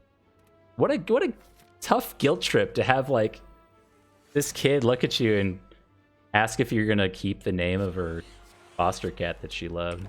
It was rough, man. Your husband loves Barricade?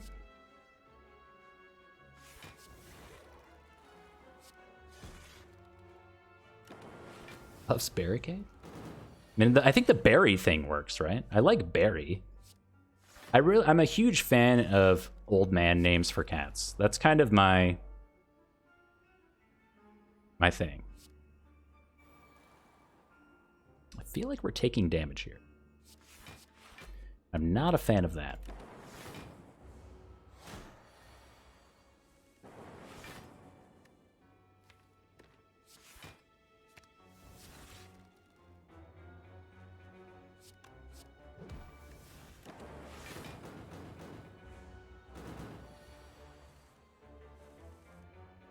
Barricade is a good card. Well, first of all, that is also debatable. I think Barricade is like as much of a trap as Demon Form is. Like, I love me some Demon Form, but it's maybe not the right time. We got 18, 36, more than enough block.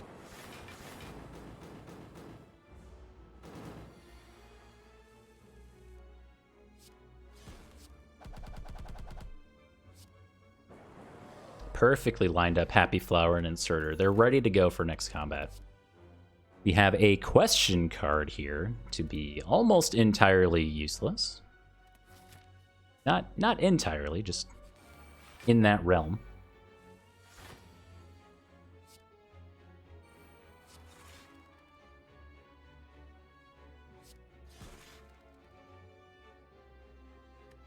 All right, so we have a new goal. We have a side quest here to double our genetic algorithm with Echo Form.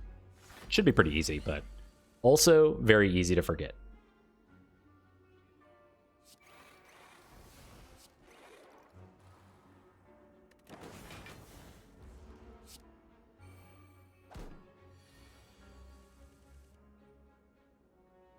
The demon form would be sick here. Well,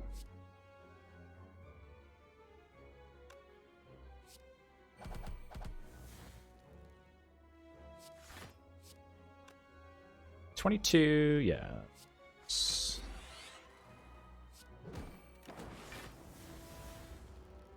Oh, we don't have machine learning in play.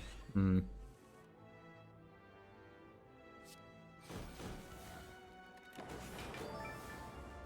Whoa! Flannel? What did I get? I got a thing. Thank you for this letter. You. Yo, side quest complete, by the way?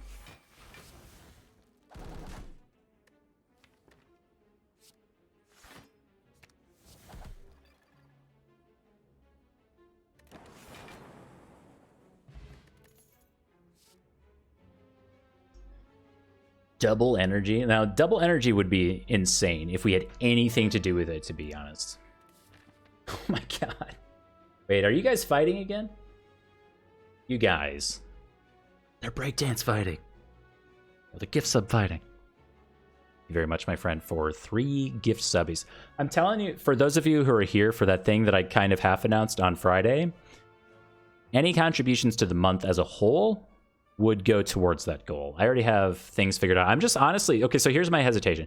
For those of you who weren't here, I'll start this fight. For those of you who weren't here on Friday, I was contemplating doing like a one chip challenge thing or a financial goal for the stream. And I've never done a financial goal for the stream before, but I have a few things that I think would pretty dramatically increase what we do here. So with that in mind, I think it would be fun content, but I don't know. So the idea was like I was going to do a speed run on Slay the Spire after consuming this unbelievably hot tortilla chip. I'm going to keep making that mistake. And hilarity would ensue. Well, hopefully, or like just severe pain.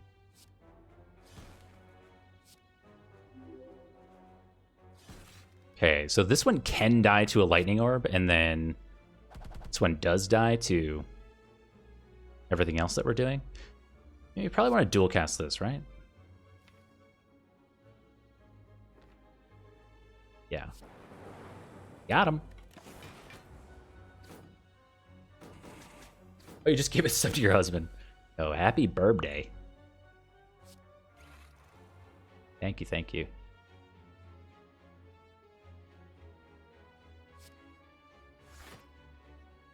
1829. We can get a kill on one, right? 4812.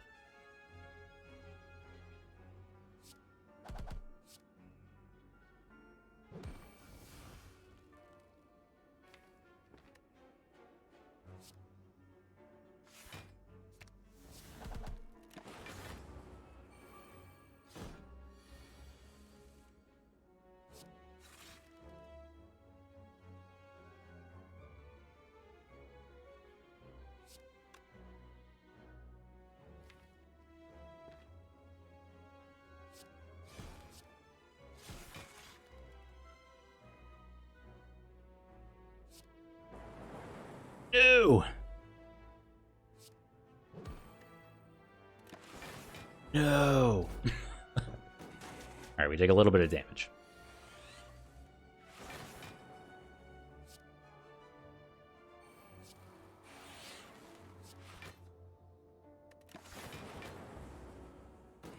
Not so bad. Yeah, congrats on the gift sub, mid bros.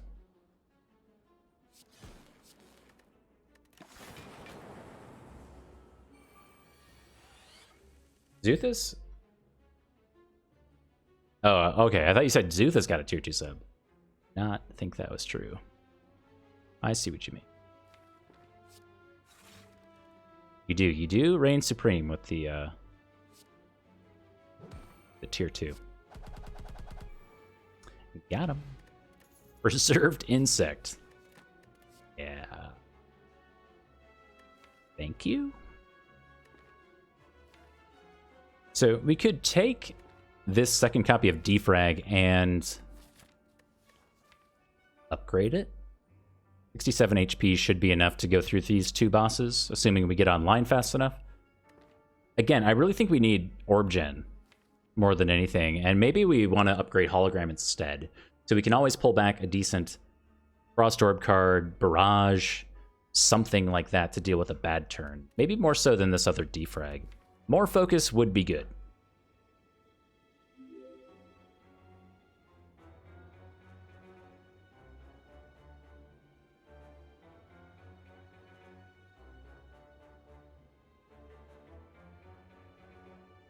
We're not washing your hands before going to the bathroom. So the one chip challenge, you'll notice if you watch any of these videos, like they're pretty serious about the fact that you need to wear gloves before you take part in this challenge, because if you don't, you may be setting yourself up for the big sad at some point.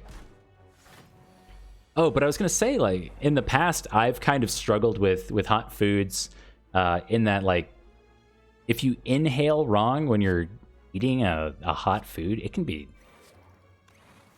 pretty bad. And I've certainly had that experience before.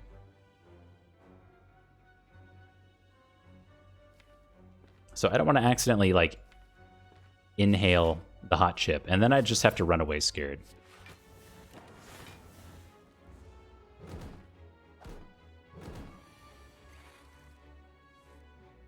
Ugh. Rubbed your eyes with jalapeno when you were making jalapeno poppers? That... See, now that's another level of devastating. We don't want to do that. There's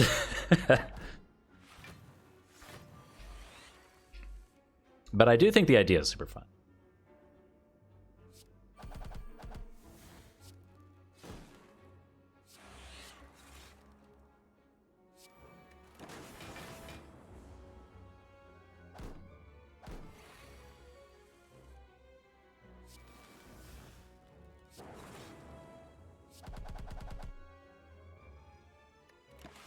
Echo Form Zap is totally the level that we're on with this run.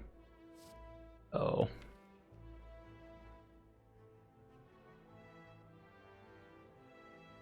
I think we have to take this cool-headed. Or we just take chill, because it goes away.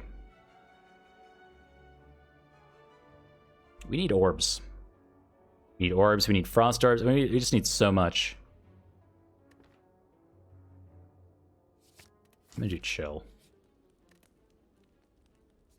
The upgraded hologram helps with the orb situation, again, so we can just pull back those orb-generating cards. We'll for sure wait on this capacitor. No need to use that right now.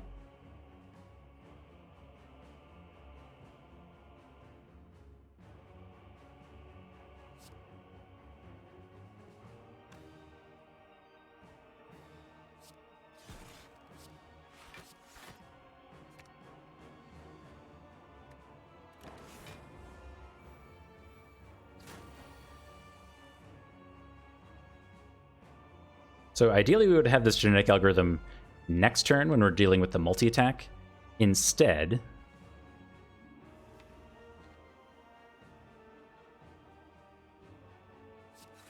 we'll have to find other things to do. We are guaranteed to have Bias Cog plus Chill next turn, as long as we only play 2 more cards, which I think is Genetic plus Defrag. Defrag is a power, but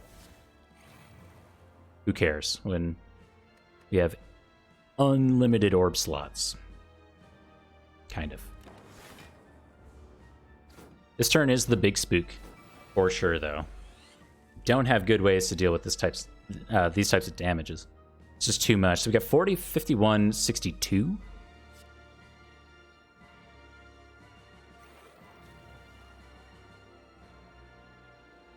This is fine. JPG.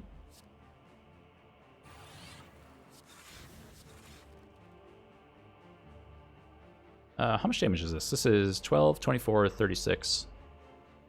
Wait. Yeah, 36, 40.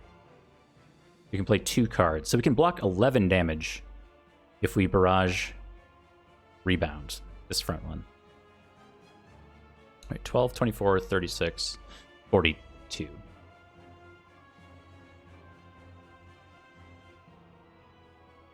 So close. Should figure everything else out, though.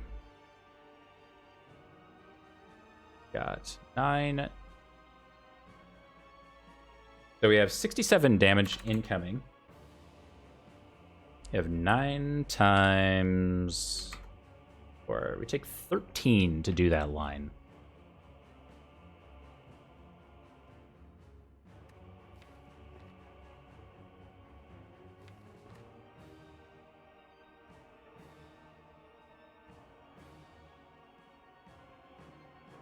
Six times 7, true. That is good math.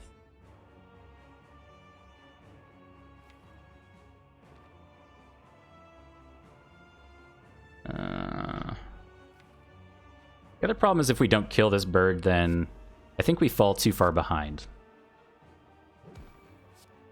We're going to barrage this front one next turn. So we do take a decent-sized hit here, but we were always going to struggle in this first portion of this fight. Yo, emotion chip came through there, too. Yep.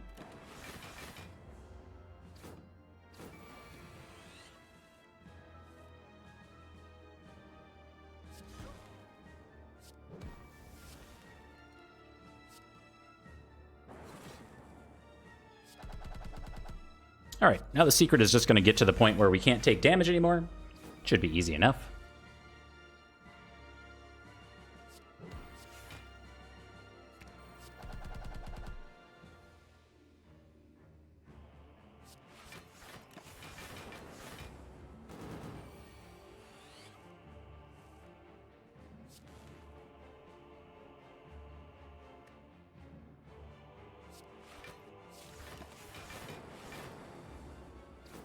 I'm at the point. But we can do more.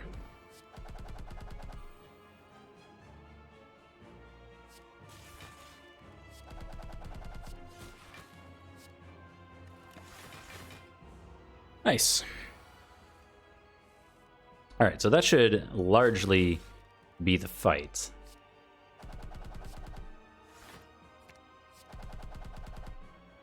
Yeah, if there were any questions why we took Barrage earlier, this is why.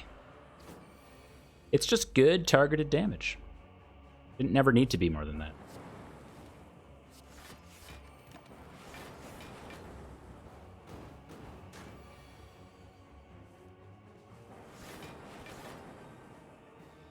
Pew pew. Barrage Stun is super satisfying. Yes. Absolutely.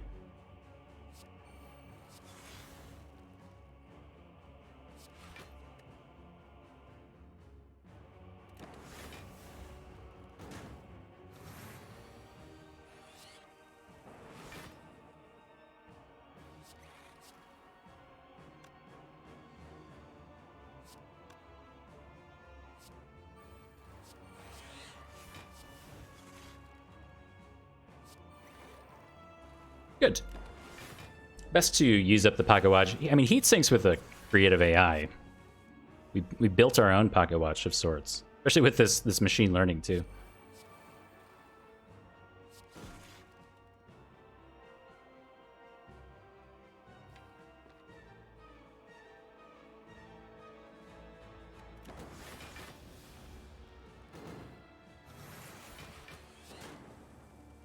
Oh, we got a second bias cog. Yes.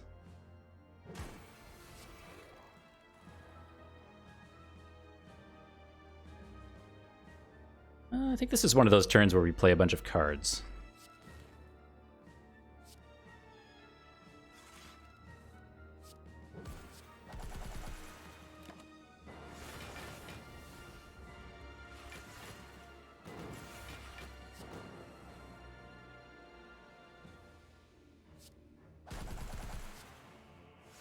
Oops. Was not optimal.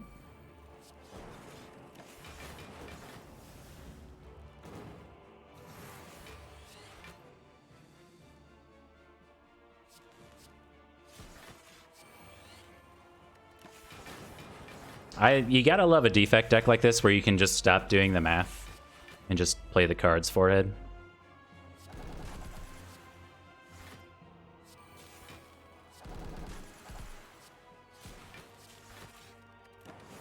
Like, that wasn't even optimal. We should have rebounded Barrage, but who cares?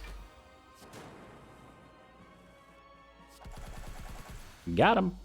Perfectly set up Happy Flower and Inserter on 0. We're giving him a fresh start. Barricade be nice here? Yes. Absolutely. Okay, what would we upgrade, if anything? I think our upgrades are honestly not great. Chill would be fine. Auto shields would be fine. Machine learning would be fine. I mean, we have Pocket Watch, so I might just take the 11 HP. We don't have Meal Ticket. We don't have Pantograph. Just checking. We get a card reward screen from a rest anyway. I think a card reward screen might be better than an upgrade on any of these cards. Or Surge upgrade?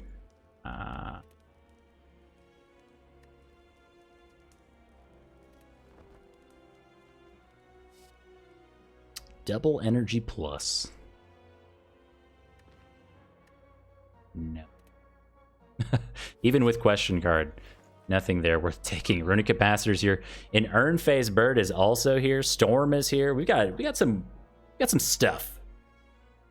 This is good stuff.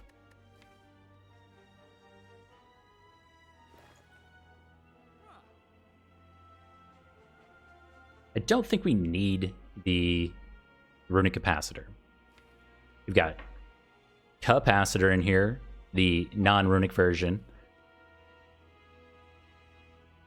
and Inserter. I think that's excessive. We get there eventually, or what I'll say is soon enough. By the time we can fill those orb slots, like, we don't have a Rainbow on turn 1 or turn 2 or anything. There's nothing. We don't have that Chaos Plus from really early on in the run. We're not trying desperately to fill orb slots. So that's a waste of 86 gold. Or Spire Bucks, excuse me. Nunchaku also useless. So I'm looking at Urn Face Bird, I'm looking at Storm, and I'm looking at card remove. Card remove on Defend?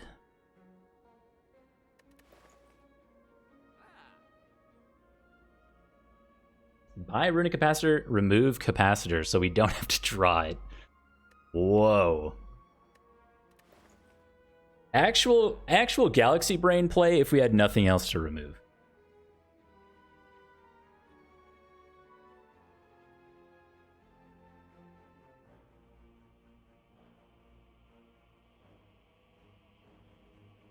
And I'm good with our potions. Scrape to cycle even fast. Didn't we try to do that recently to no success?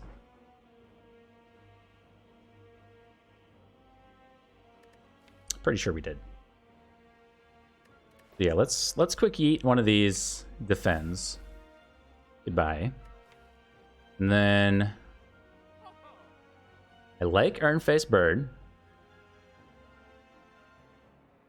Especially since this is our creative AI up here. That's going to get a ton of value. I'm actually not super sold on the Urn Face Bird. Maybe we debate Apotheosis. Apotheosis is going to upgrade. No, we don't debate that. That's not upgrading anything.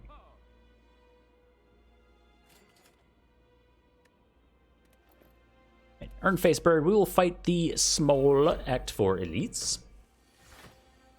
I really wish we had this next turn. Okay, so this is the bulk of our block package on turn 1. Since we're getting 2 burns on top of the drop pile, this is an absolute necessity that we pull into Pocket Watch for next turn. So we're going to just do defrag, and then We would only take 1 damage here because of Tungsten Rod. I still think we do Defend.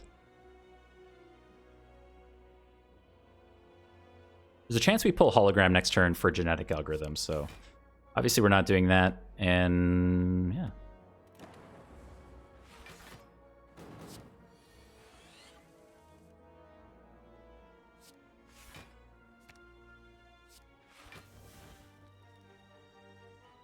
Wait, what's that one meme of the kid? No, he looks at the camera.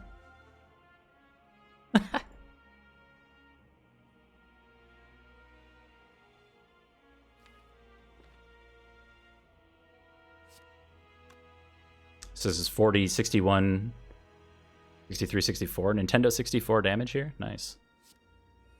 So we're going to once again call upon Pocket Watch to do amazing things for us. True that we're losing our artifact to the shield.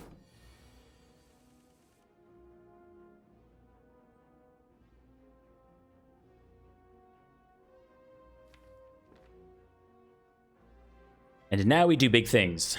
So we need to turn to the left. That is going to be Cold Snap or Barrage. We're probably drawing with Cool-Headed. We're generating some lightning orbs thanks to our friend Storm. Still think we play Bias Cog, even though we'll be losing focus.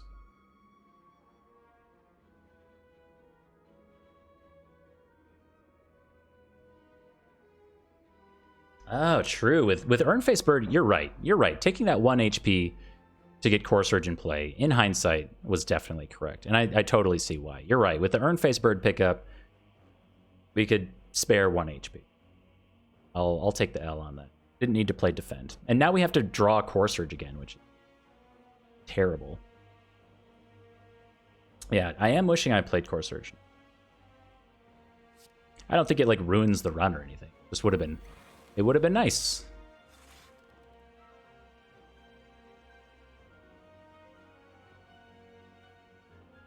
Okay, 4 more cards. We're doing probably Capacitor Chill 2. Capacitor Chill, we need to turn with what could be Cold Snap. And then either Barrage or Machine Learning, since we're losing our Pocket Watch this turn.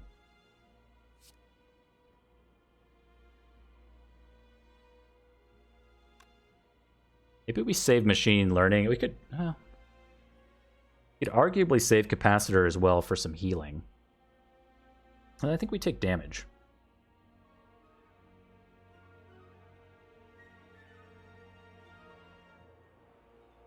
Bad at knowing when to play it. So I think we're playing Essence of Darkness 2 ways. One, we're playing it as in like an OMG button. So it's going to evoke all of our orbs, and it's going to be a huge block turn for us against, say, the Heart. I think we could also use it on, say, turn 1, as we're not generating a ton of orbs very early on in the fight. We are over time, but we don't have a ton of orb gen here. So we could get some focus into play, let those dark orbs marinate, and then we could damage cap probably with this if we get enough orb slots. It's got to be one of the strongest potions in the game offensively, if not the strongest. Defensively, of course, or maybe the best potion in the game is Ghosts in a Jar. Not even certain that's up for debate at this point.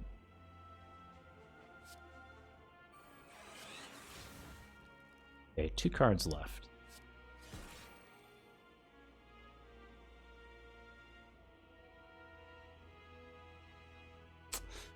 Taking a lot more damage here than I'd like.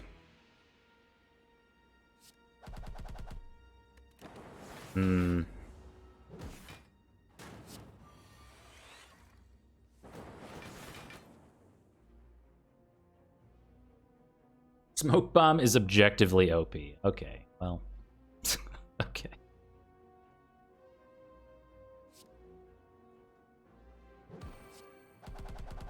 Look, and then we had to draw Core Surge again. I'm telling you, this is the problem with not playing cards like that, is you got to draw them again.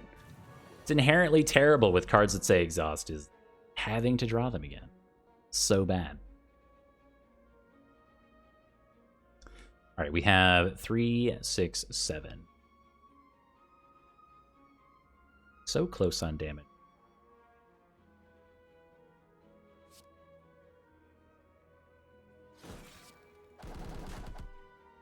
Okay.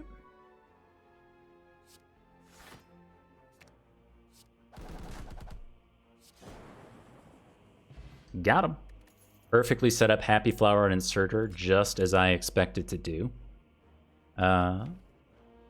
No, we already added a Storm. Chill is not nearly as good here, and I don't want a second Barrage. This Focus Potion seems pretty nice.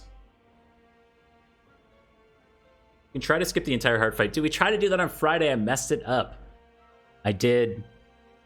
On this fight, I did multicast, and then I did the Smoke Bomb. Did not get the reward screen, and went to the heart fight, and the proceed button didn't come up. I was told that I needed to hit the map button and click the heart fight before or during the reward screen, something like that. So I missed that step up somehow.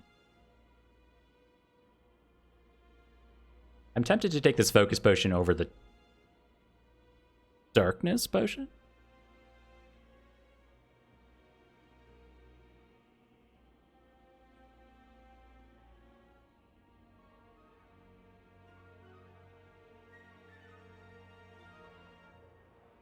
Again, like, the use I see for Darkness Potion for us is to save us when the fight goes long, to purposefully evoke all of our orb slots for a huge defensive turn.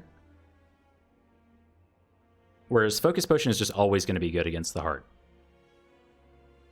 2 extra focus throughout the entirety of the heart fight gets us out of that fight faster, which is really important. And then this is totally our creative AI, our Echo Form, so I want that. All right. Not sure if correct. Bias Cog on turn 1. Nice. It does mean that we take the vulnerable.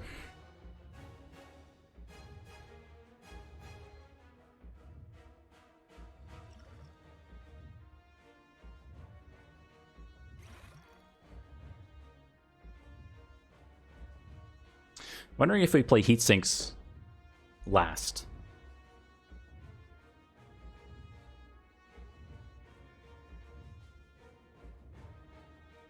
I don't think we play Power Potion now, because I would like to carry Pocket Watch into next turn. So we're using Power Potion, even though we have like potential to pull Echo Form or Creative AI, which would be better to get into play now. We have 3 cards to play this turn. And next turn is going to be super important to have Pocket Watch. I don't think I want to draw the rest of our deck. We have Genetic Algorithm coming up. We have a lot of good things that are going to be helpful for next turn. So I think we play this Heat Sinks last. Correct order is then going to be Storm, Bias Cog, Heat Sinks. And then that's the turn. Dude, look at that Urn Face Bird. Yes. 82. We cannot be made frail. And we have the multi-attack. Now we have Tungsten Rod, so this is only 30-ish damage. And I would like to carry Pocket Watch into next turn as well, because we have the potential for Genetic Algorithm to come around. We also have Cool Headed coming around, so even more odds for us if we draw 8 cards next turn. So that means this turn looks like Cold Snap, Chill, well, Capacitor, Cold Snap, Chill, and we take a fair amount of damage. But Tungsten Rod saves us from a lot of that. We also have 5 HP in this Power Potion, so worst case, we take the 5 HP from Power Potion next turn.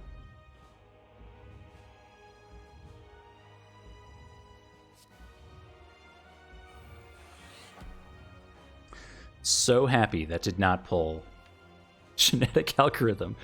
Like, I immediately forgot that I was going to draw a card. Okay, we're good. Oh, we also have Emotion Chip. I totally forgot about Emotion Chip. So good.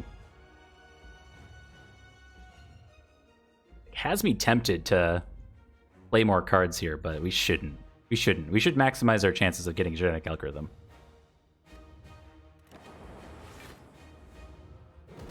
Oh, we get an orb slot from Inserter.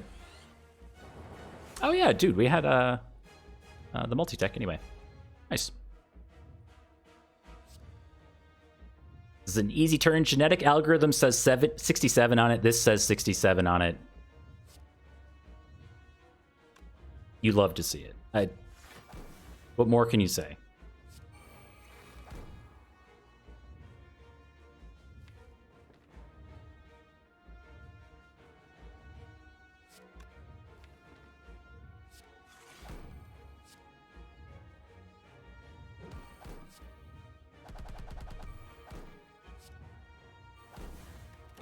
Excellent, excellent turn.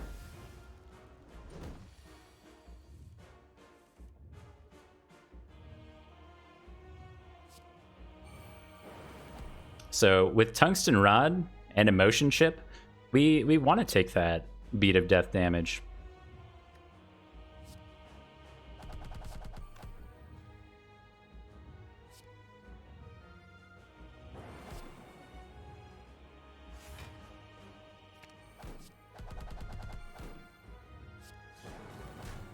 All right. Easily damage cap the heart there. Pew, pew, pew.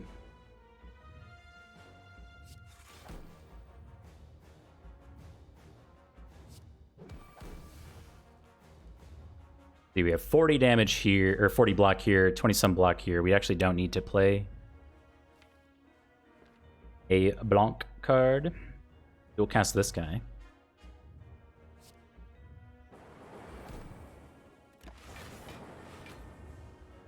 Perfect power pot time. Oh, yeah. Totally didn't forget that we had that.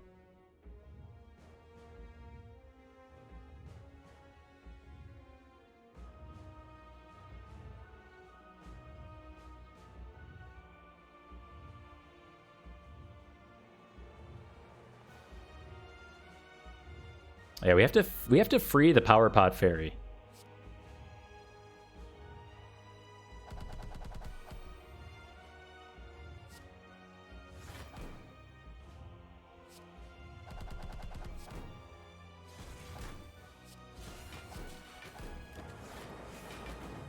Pew, pew, pew, pew.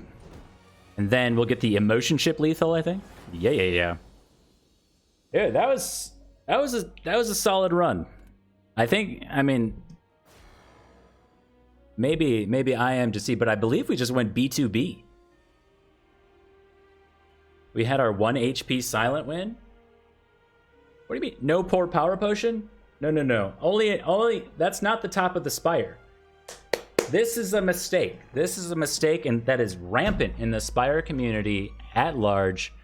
You cannot discard your potions on the previous screen. You have not ascended the Spire yet. Did you see the artwork where the Defect is like climbing the rope or whatever? Blasted the heart, climbs the rope, is at the top of the Spire. If you discard your potions before this screen, you haven't climbed the Spire yet. The fairy's still stuck there, or in our instance, the power pot fairy. And all is lost. All that work for absolutely nothing. I've seen countless streamers do it. Terrible. It's devastating for all of the fairies. All of the fairies that have like this taste of freedom, they see the light at the end of the tunnel, and then they're stuck there. There we go. We got our power pot fairy saved. We'll never even know what was in it because who needs it? That is a B2B situation. This was truly the Spire being quite kind early on in the run. We took 100 gold on floor 0, then bought a membership card.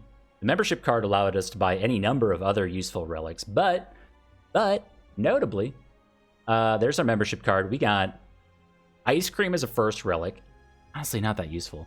Ice Cream as a first relic, Emotion Chip into Pocket Watch into Turnip.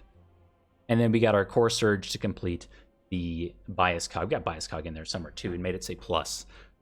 I mean, that's the Spire being very kind.